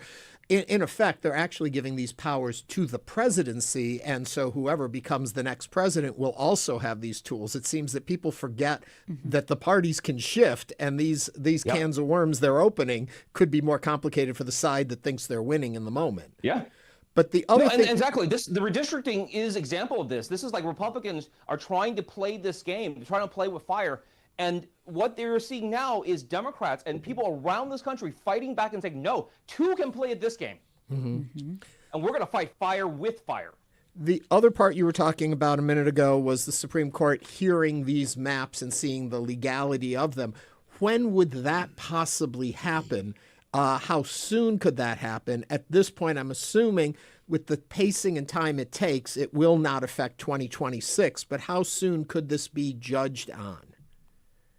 I think it's quite likely that it will end up in front of the full Supreme Court by January. Okay. But I really can't say. You need to ask a constitutional scholar for that, given the holidays and everything going on. So I think it's going to be soon. Okay. But I assume that based on the ruling yesterday, these are the maps we're going to be playing with. But even still, out of these 5 seats, I think Democrats can win a good number of them. I think you're right. I think you need to take that enraged attitude and turn it into, as you say, fire. So let me ask you this. Given that they have ruled this way, doesn't that give some credence to what happened in California? It would be very hard to rule against the people's will of California now that they've made this ruling. Yep, and you're exactly right. And then I think this, basically this stance solidifies what California, and I think even the opinion itself alluded to what happened in California, saying like, with tentative thumbs up. What this actually should be a message to is not California. This should be a message to every blue state in the United States, every state who still wants to fight for democracy and fight for the American way. This is your time. The Supreme Court is now telling you this is now your time to act. They've given you free rein to do this. You must fight fire with fire. If the Supreme Court is saying that this is too short a runway to put these maps into effect right now, and therefore we have to remove that stay, doesn't that apply to all these other redistricting maps that may be coming forward in other states that are trying to get in for 2026? Can't they all say, the Supreme Court said this is just too soon to change this? So that deadline is based on Texas's laws and Texas's deadlines.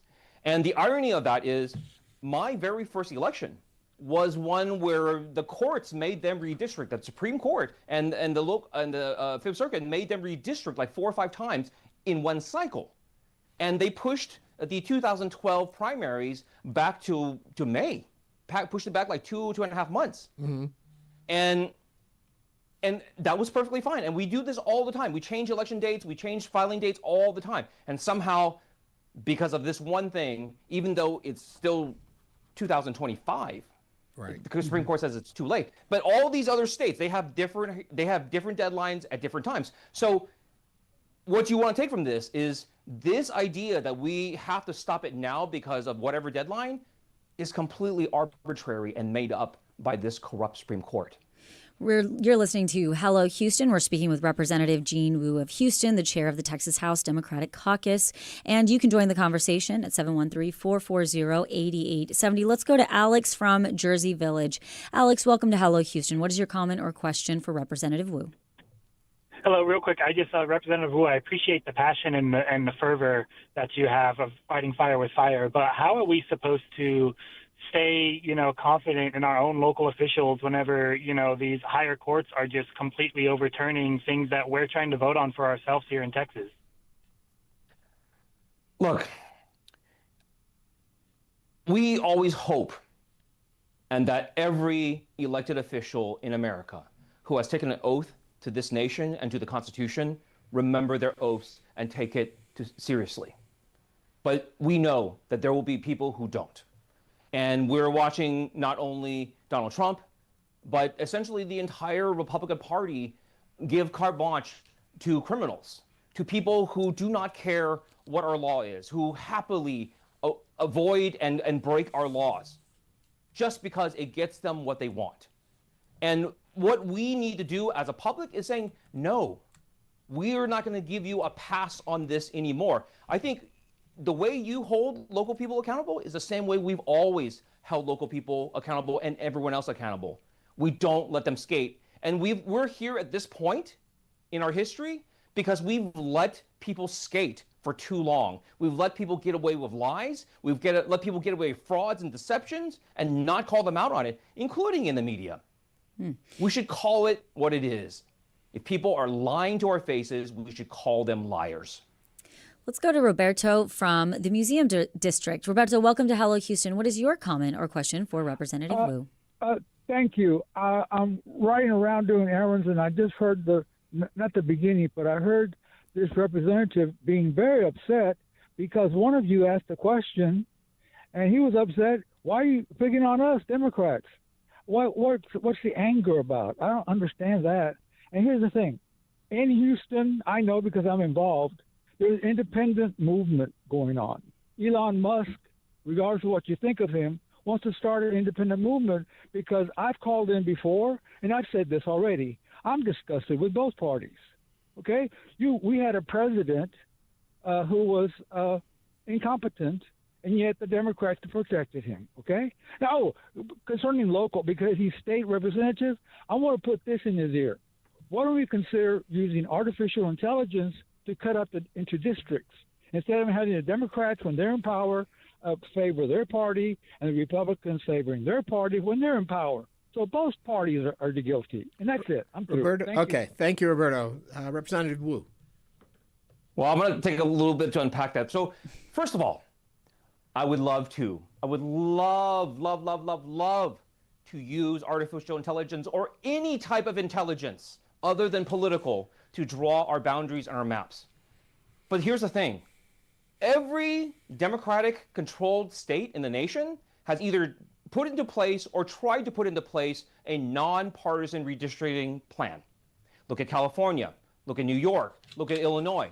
All the places that we care about have put in those provisions.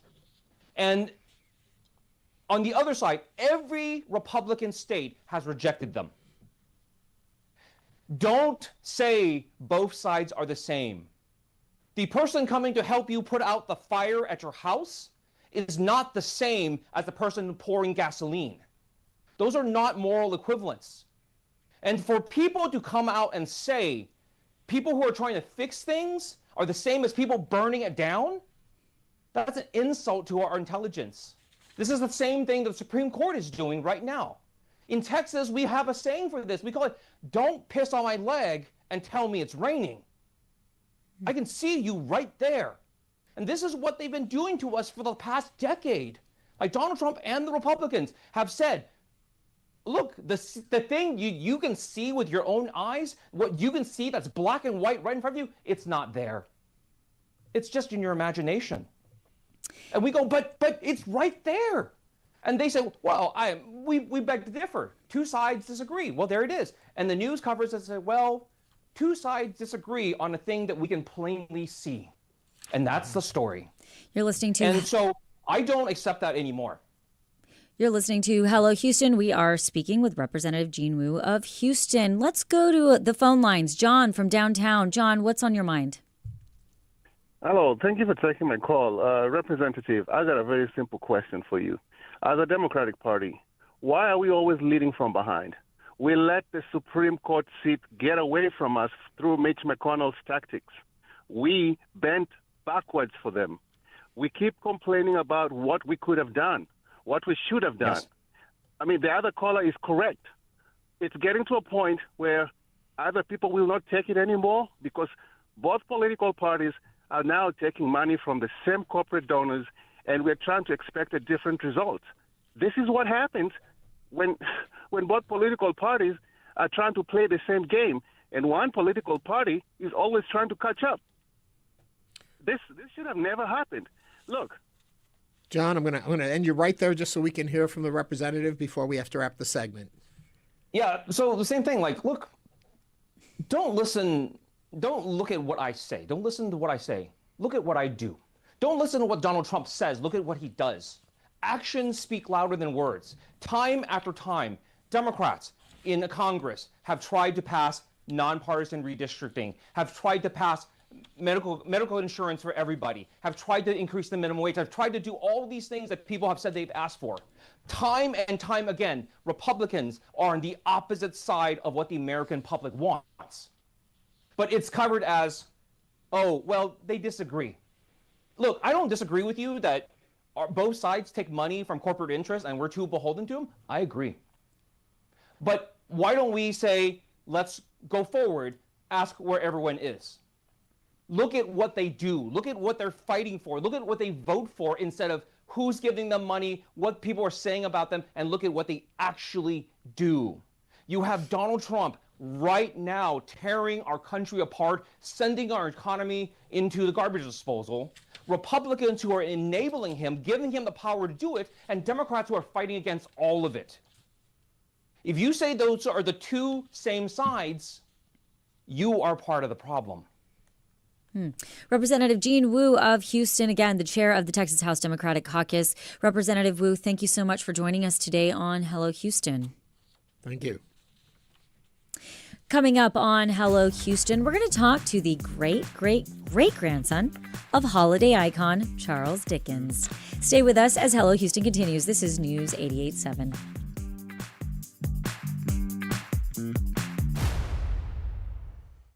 Hi, I'm Michael Schaefer. My partner Ellen and I have been proud supporters of public radio and TV for decades. We really would be lost without our daily fix of unbiased national and local news, cultural programming, and great entertainment. But with recent federal defunding, stations like Houston Public Media face real challenges. Now's the time to step up. Give now at houstonpublicmedia.org. Thank you. Big challenge is if you let the little ones get you down. That's why Houston Matters devotes the first Monday of each month to a sort of group moan session we call Houstonian Pet Peeves. It's a communal, cathartic experience, but not everyone can join us live at 9 a.m., and not every peeve occurs to you right then and there. That's okay. We welcome your gripes about life in Houston anytime at talk@houstonmatters.org. Imagine two friends getting together. So what's happening in Congress? Well, this is something that is going to be tough to defend in an election year. And that's assuming it even passes, which it might not. Imagine you could listen in. And then what about the Senate? The bills are just rocketing out of the chamber. Have they gone too far? The House might say, well, wait a minute. Well, you can. Party Politics with Brandon Rottinghouse and Geronimo Cortina. Fridays at 7:30 p.m. on News 88.7, at 8 on TV8, and on your favorite podcast platforms. Support comes from the Dan L. Duncan Comprehensive Cancer Center at Baylor St. Luke's Medical Center, offering comprehensive cancer care that is compassionate, personalized, and driven by clinical research. More at stlukeshealth.org/cancer. Support for Houston Public Media comes from Smart Financial Center in Sugar Land, presenting Sarah Brightman's Winter Symphony, a holiday production Friday, December 19th. Tickets at smartfinancialcenter.net.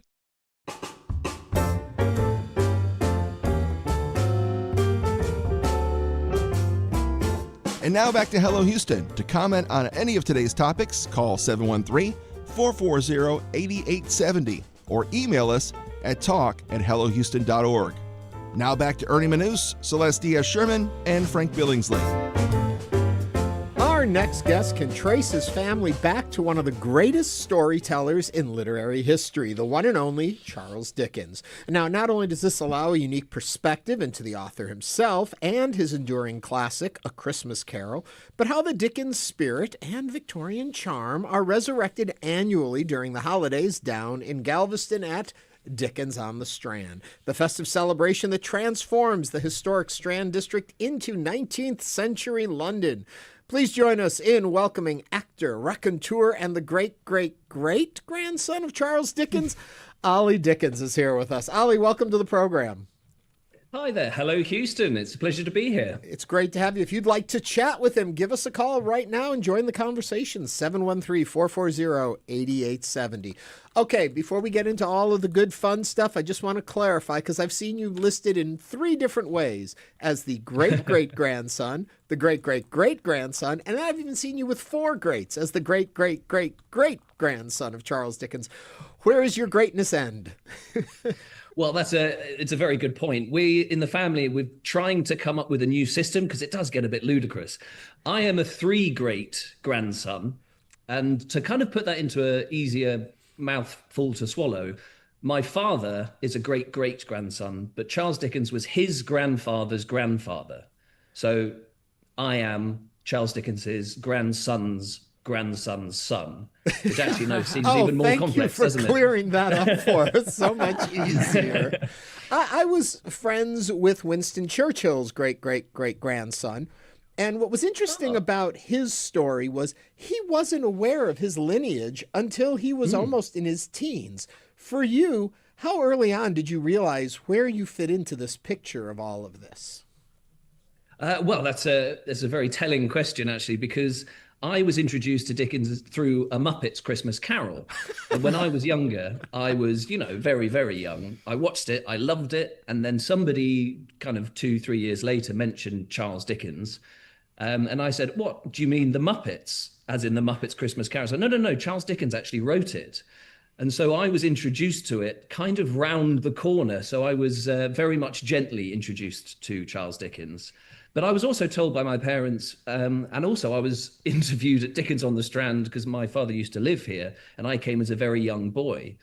And I was kind of very bemused by all of the pageantry and all the wonderful costumes. And I just said, well, why? What is the deal? Because we were only born. We didn't write the books. We didn't do anything like that. So it's not really that special. But it is wonderful how people fell in love with the man, with the author, and with all the characters. And it's just an absolute privilege to come here to Galveston, just to kind of be that figurehead that people pour their love to, or from my great-great-great-grandfather. And it's just absolutely wonderful to be the person that they kind of direct it towards. It kind of works. Galveston, I have a place in Galveston, a lot of Victorian architecture. A lot of those buildings on the Strand were built in the 1880s. I think the longest standing is the Henley Building there on the Strand, 1855. So that is that's there. So the Dickens sort of works if Queen Victoria shows up and rides along in the parades. I think, if I'm not mistaken, this is one of the few Dickens festivals. There are maybe one in Canada and probably more outside of England than in England. Well, very much so. And I have to say, in terms of festivals, America does it better than Britain by an absolute country mile. Why, thank you. We do have a festival. We do have a festival in Rochester where Dickens was raised. And I was actually chatting to somebody last night about the differences. And whilst it is very historically accurate in terms of costume and in terms of dialect, and people put on accents and things, it's very British. People are pleasant, but they're not very warm.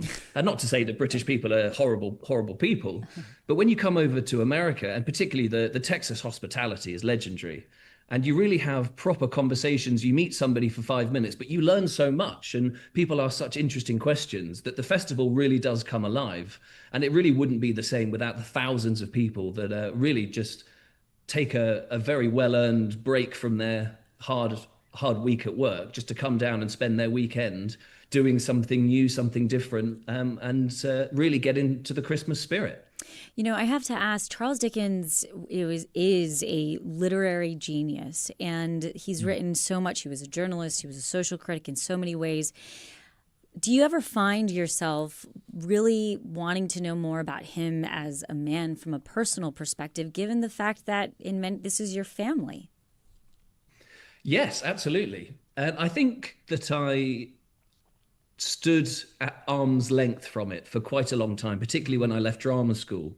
I said, well, I've been trained, I'm going to do it my way, and I don't want to use the name at all. I don't want to do anything Dickensian, and kind of really regret that. I wish I lent into the name as much as possible. But as I have kind of rebounded into the Dickens life, and especially coming from this festival here, because people ask wonderful questions, you end up going, oh, I don't know that. But next year I will come back with the answer.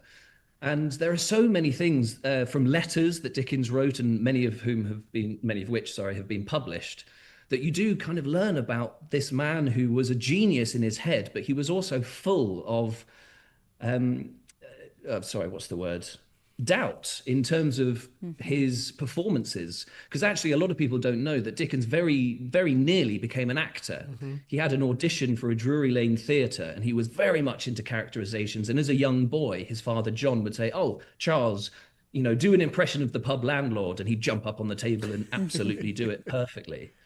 But he had the flu, so he couldn't go to that audition, had to pay the bills some way, and ended up becoming a journalist. Turns out he was pretty good at writing, so he kept on at it. And then Pickwick Papers came out, and hilariously, after all the work that he put in to try to get into this repertory theatre company that were based at Drury Lane, you try so hard to get your foot in the door. And then the next year, they tried so hard to get their foot in the door, writing letters to Dickens saying, oh, please, could you come back? We've heard that you're quite famous. Would you like to come back to our theatre company? And Dickens said, oh, actually, no, I've got a new book in the works, so I'll keep on with this writing. Thank you very much. So you obviously have a little of the acting DNA in you. But I'm curious, along the lines of these greats, did anyone else take a stab at writing in the Dickens family? Yes, there are lots of artists with a very broad definition of the term. We have lots of writers, publishers, actors. Probably the most famous writer in the family is Lucinda Dickens Hawksley, who's my get it right, she's my second cousin. And she is also not just a fantastic author, she's a fantastic expert on Dickens. So she has the heritage and she has the knowledge. She's absolutely amazing. And also probably the most famous actor from the family is Harry Lloyd, who's my first cousin. And he's been doing wonderful things. And you probably recognized him on the big screen at a few instances. Yeah. So there's lots of actors, there's lots of writers. To be honest, I think the trait that we share the most is our love of language. And whether that be in heated arguments or in just exploring the wonderful majesty of rhetoric, we do kind of, because we do know who our ancestor is, I do think a lot of us tend to lean into it. Yeah. If I'm not mistaken, speaking of acting, was one of your first acting gigs, did you play Tiny Tim? I did, yes, well researched. So when my father came to Dickens on the Strand when we lived in America, he was doing actually very similar to what I'm doing now. And there was a great feast at Ashton Villa, which is a wonderful historic building here in Galveston. And you'd have a stave and a course and a stave and a course and a stave. And of course, Tiny Tim, the immortal line comes about halfway through, but then the one that everybody remembers is the last line of the book. And I was very young, about 3 years old, and it was about 10 o'clock at night. So sometimes I'd be asleep. So my dad would have to prod me awake, and I didn't really know what was going on and a little bit worried. But yes, my first acting gig was Tiny Tim, and I very much loved it. I relished it. I fell in love with not only Galveston and Texas, but kind of the whole shebang. Yeah. So I don't know if you have a list of the schedule, but where can people see you over this weekend? And what are you most looking forward to? Oh, well, thank you very much. So I have a performance on Saturday at 3 o'clock which is going to be at the Westminster Abbey stage. And then I have another one on Sunday at 1:00, which is also at the Westminster Abbey stage. So it's just within the festival walls, as it were. But it all kicks off in earnest tonight at Bishop's Palace, which is another wonderful historic building. And Queen Victoria will be there. She'll make an appearance. And there's wonderful acts. There's a wonderful circus, which is called the Cirque de Vie, who do absolutely mind-boggling things. And as you can imagine, the costumes and the pageantry, there's lots of great food and cheer. So to be honest, everything that is offered at Dickens on the Strand is worth a go. So I'd recommend just coming down, even if it's just for an afternoon. Please do. Well, please come say hi. Queen Victoria knighted me a few years ago, so feel free to refer to me as Sir Franklin if you like. So, Sir Frank, I didn't know. I apologize. I'm the royal meteorologist for the Queen, by the way, and I had that career for a long time. And I'm promising you all pretty nice weather. It's going to be chilly, but it's going to be fairly clear all the way through. So good for you. Thank you very much. Yes, I did my best not to bring the rain from England when I came over. But it's supposed to be raining at night, which is lovely. So it'll keep the temperatures down because sometimes it can get a little bit hot and stuffy here. But no, it's going to be cool. It's going to be wonderful. It's going to be a festive atmosphere. You mentioned your performances. For folks that are wondering, what are you performing? So I'm performing an hour-long version of A Christmas Carol.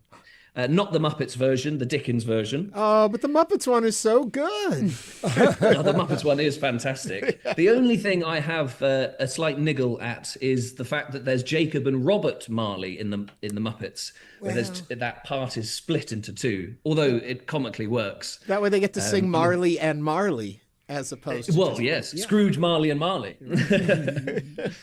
So are you acting out the book, or are you reading it? What are they seeing from you? Are you going to play all the characters? Yes. So my lovely, fantastic actor, Uncle Jerry, he does a lot of Dickensian performances. And he said the best way to do it is how Dickens did it himself, which is to have the book there, to read from it, but also to know as much as possible so you're not looking down all the time. But yes, I will be doing the characters. I'll be doing the narration in a condensed hour-long form. And I'll be doing snippets at Bishop's Palace, but I'll be doing the full thing at the Westminster Abbey stage on Saturday and Sunday.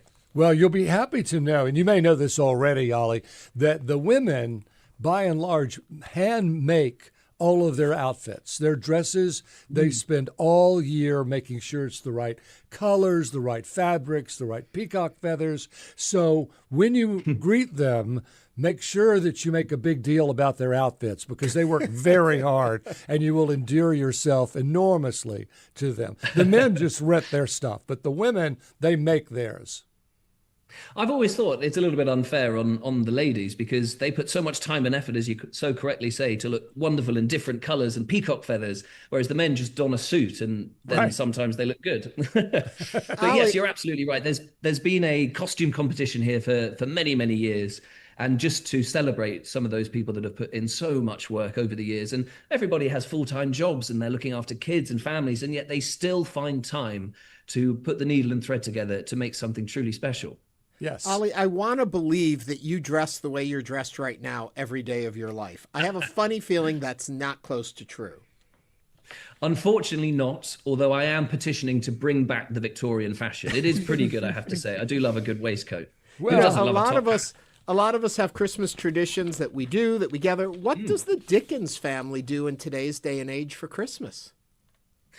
Fantastic question. So Dickens was a great game player, and actually in A Christmas Carol, he writes about a game that the Cratchit family plays. It's a game called Yes and No, where the people must ask questions, and Bob Cratchit can only answer yes or no pertaining as to the questions. And it gets a little bit more raucous, and then eventually everybody's thinking: is it a horse, an ass, a bear? What is it? Is it an animal? What's a grisly animal? Oh, it's your Uncle Scrooge. Sorry, not the Cratchits. It's Fred that plays the game. And so we tend to do a game which is similar. We play a game called the Name Game, which is you write all famous characters down on pieces of paper, fold them up and put them in. The famous characters can be fictitious or real, dead or alive. And then there's 3 rounds. The first round is you can say anything but what's on the piece of paper. to guess who it is. The second round is you only have one word, so choose very carefully. And by the third round, when a few drinks have been had, it's the charades round. So you have to act it out and you can't say a single thing. So it is really, really good fun. And we do like to involve everybody at it, because that's also a big point of it. It's when you play these party games, it's not just the adults, it's not just the children, it's everybody mixed together. So it really is encompassing the whole family spirit. Well, and I know that other people in the family, they like to read little bits and pieces from A Christmas Carol, and other people like to dress up. But to each their own. And as long as you're having a good time, that's what Dickens was preaching. Well, you represent your third great-grandfather very well. Still, we're delighted to have you. I hope you'll make Galveston one of your second homes. Well, as I always say, when I come here, because I grew up when I was about 3.5 to 7, it does feel like I do come home. It's something about the skyline. Whenever you drive down to Galveston, there's just so much space and it's wonderful. And I have to say the hospitality is, as I said, legendary. So I do feel very, very lucky to be here. Thank you very much for your warm reception. Yeah, right. cheerio. Thanks, Cheerio, mate. Ollie Dickens, thank you again for joining us today on Hello Houston. Dickens on the Strand begins this evening and runs through Sunday. For more information, you can visit dickensonthestrand.org.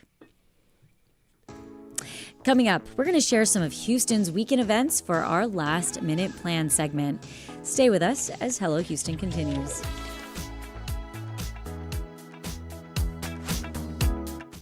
It's not just your car. It's the one that brought your kids home from school, took you cross-country, held memories, laughter, even a few breakdowns. When it's time to let go, give your car a new purpose. Donate it and turn memories into meaningful support for this station. Plus, you'll enjoy free and easy pickup, potential tax benefits, and a simple donation process. Your gift supports the programs you and your family love. Donate today and help keep public media strong. Call or donate online. This is Ira Glass of This American Life. Do you know our show? Okay, well, either way, I'm going to tell you about it. We make stories, old-fashioned stories that hopefully pull you in at the beginning with funny moments and feelings and people in surprising situations, and then you just want to find out what is going to happen and cannot stop listening. That's right. I'm talking about stories that make you miss appointments and ignore your loved ones. This American Life.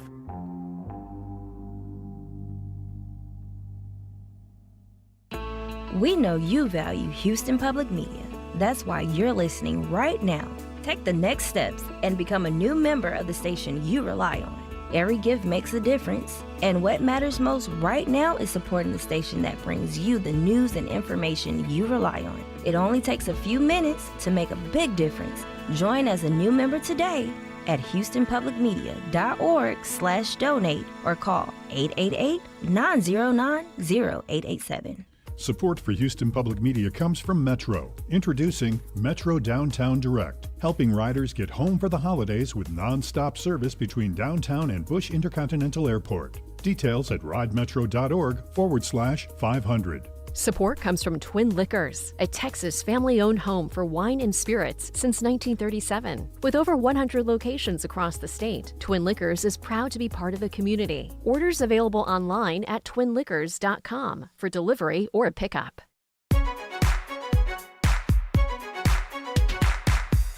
And now back to Hello Houston. To comment on any of today's topics, call 713-440-8870 or email us at talk@hellohouston.org. And now here's Ernie Manous, Celestia Sherman, and Frank Billingsley. I feel very Dicksonian now. He gets you in the spirit. He did. Ollie Dickens was just on with us, the great-great-great-grandson. Did I get my greats right? Yeah, he said third grade. Charles Dickens.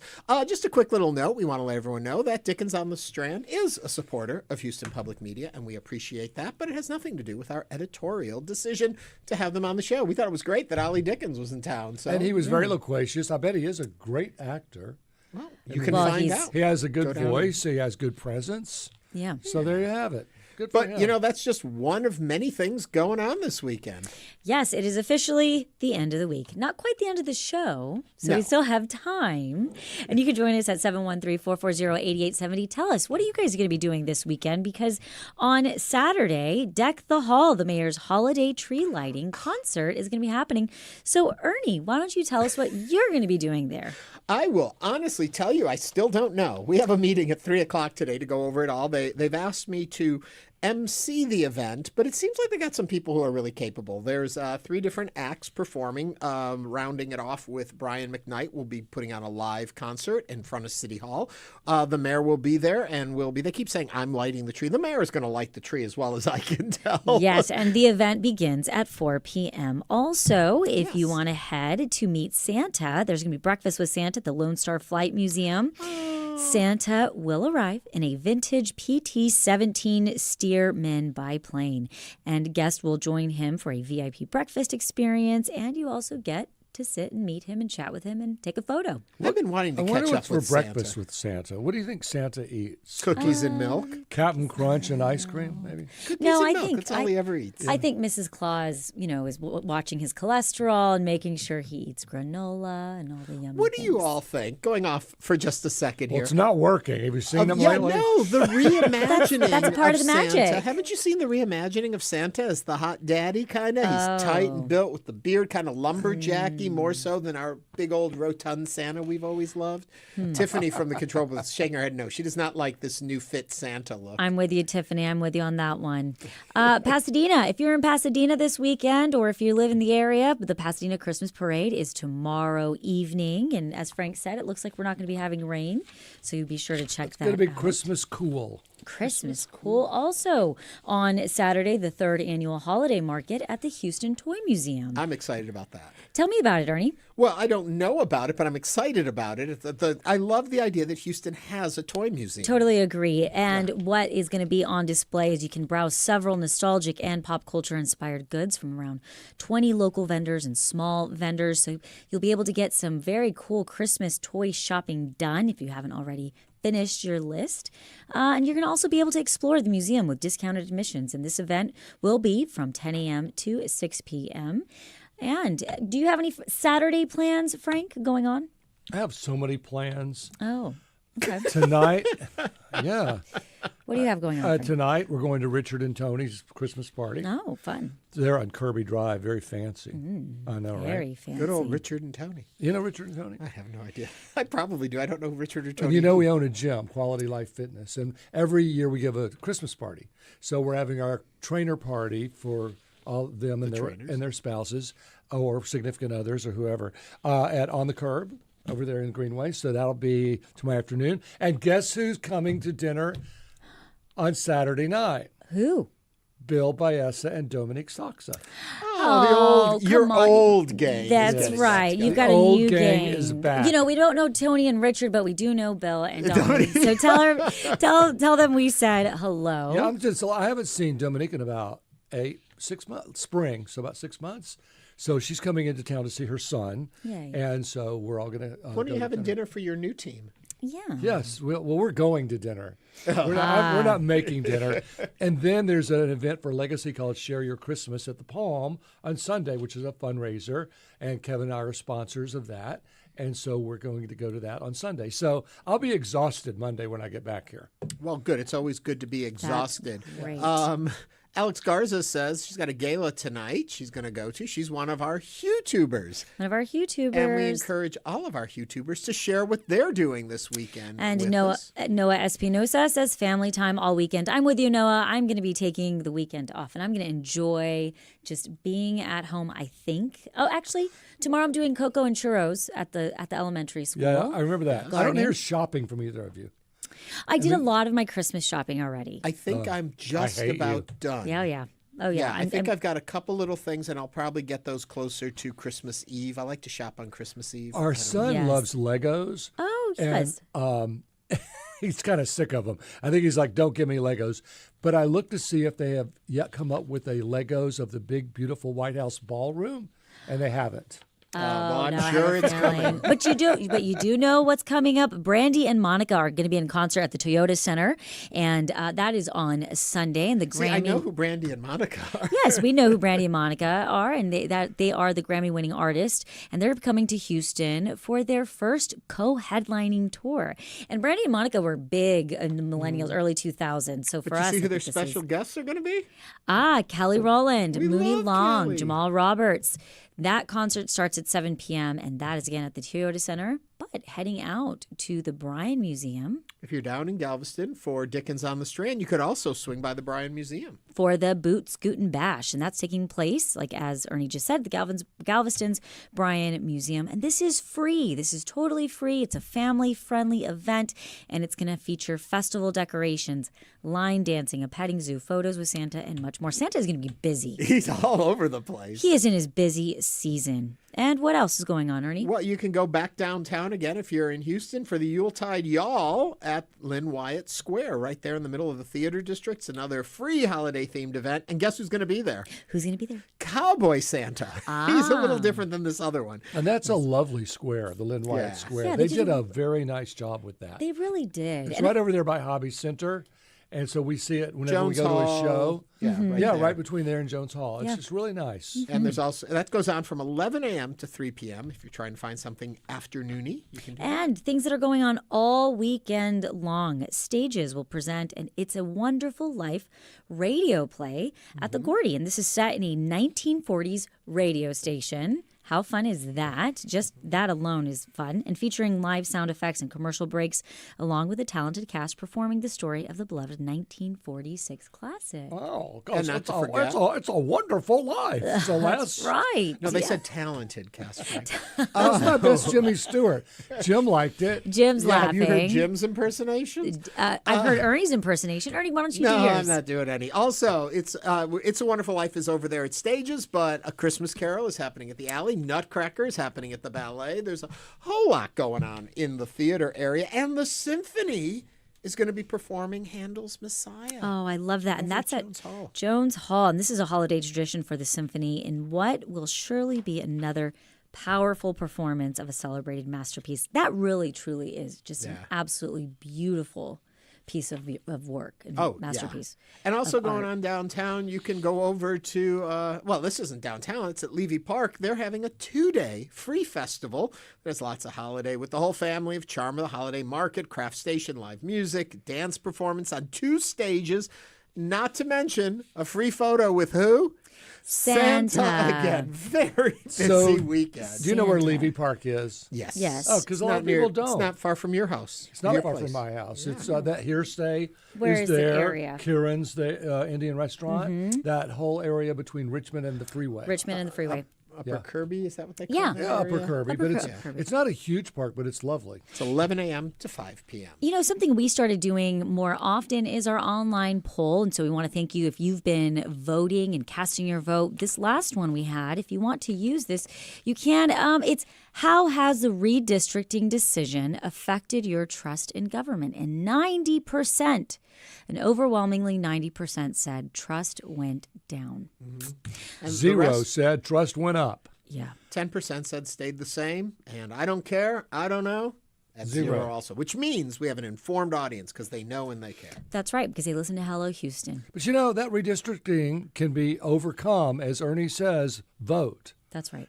Just because you are now in a red district, if there are enough blue votes, it'll turn that red district blue. So you have to vote. And you know what else you need to be starting to vote on? These polls. We're going to start putting on more polls on Hello Houston. So don't forget, if you are on YouTube, we'll have polls. And What are you if you're on our YouTube? YouTuber. YouTuber. So become a member. of the YouTuber. YouTubers. Favorite movie? Your favorite Christmas movie? Ooh. Anything on Hallmark? It's not, yeah, pretty much. But it's not super Christmassy, but I love You've Got Mail. I always watch it during the Tom holidays. Hanks Tom thing? Hanks, yes. You've Got Okay, Mail. worst movie I've ever seen, but I'm glad you like it. I'm just being Frank, your honest. favorite Frank. holiday before we run out of time? Favorite I holiday just thought it movie? was. I didn't get the plot. All right, favorite holiday movie. Frank. My favorite. Oh, It's a Wonderful Life. It's a Wonderful Life. Oh, I think the one that we watch every year, and I had never seen it, was A White Christmas. Oh, White Christmas. Yeah, with Bing Crosby. With Bing Crosby. My in-laws watch it often every Christmas, and I had never seen it until I got married. And Quickly for me. Sister. Yes. I'm Miracle on 34th Street if I'm traditional. Muppet Christmas Carol is genius, and of course The Rest. Oh, that is so great. Really? Yeah. But you know what? What? No. You're not going to end it. We've run out of time. We've run out of week. We've run out of time.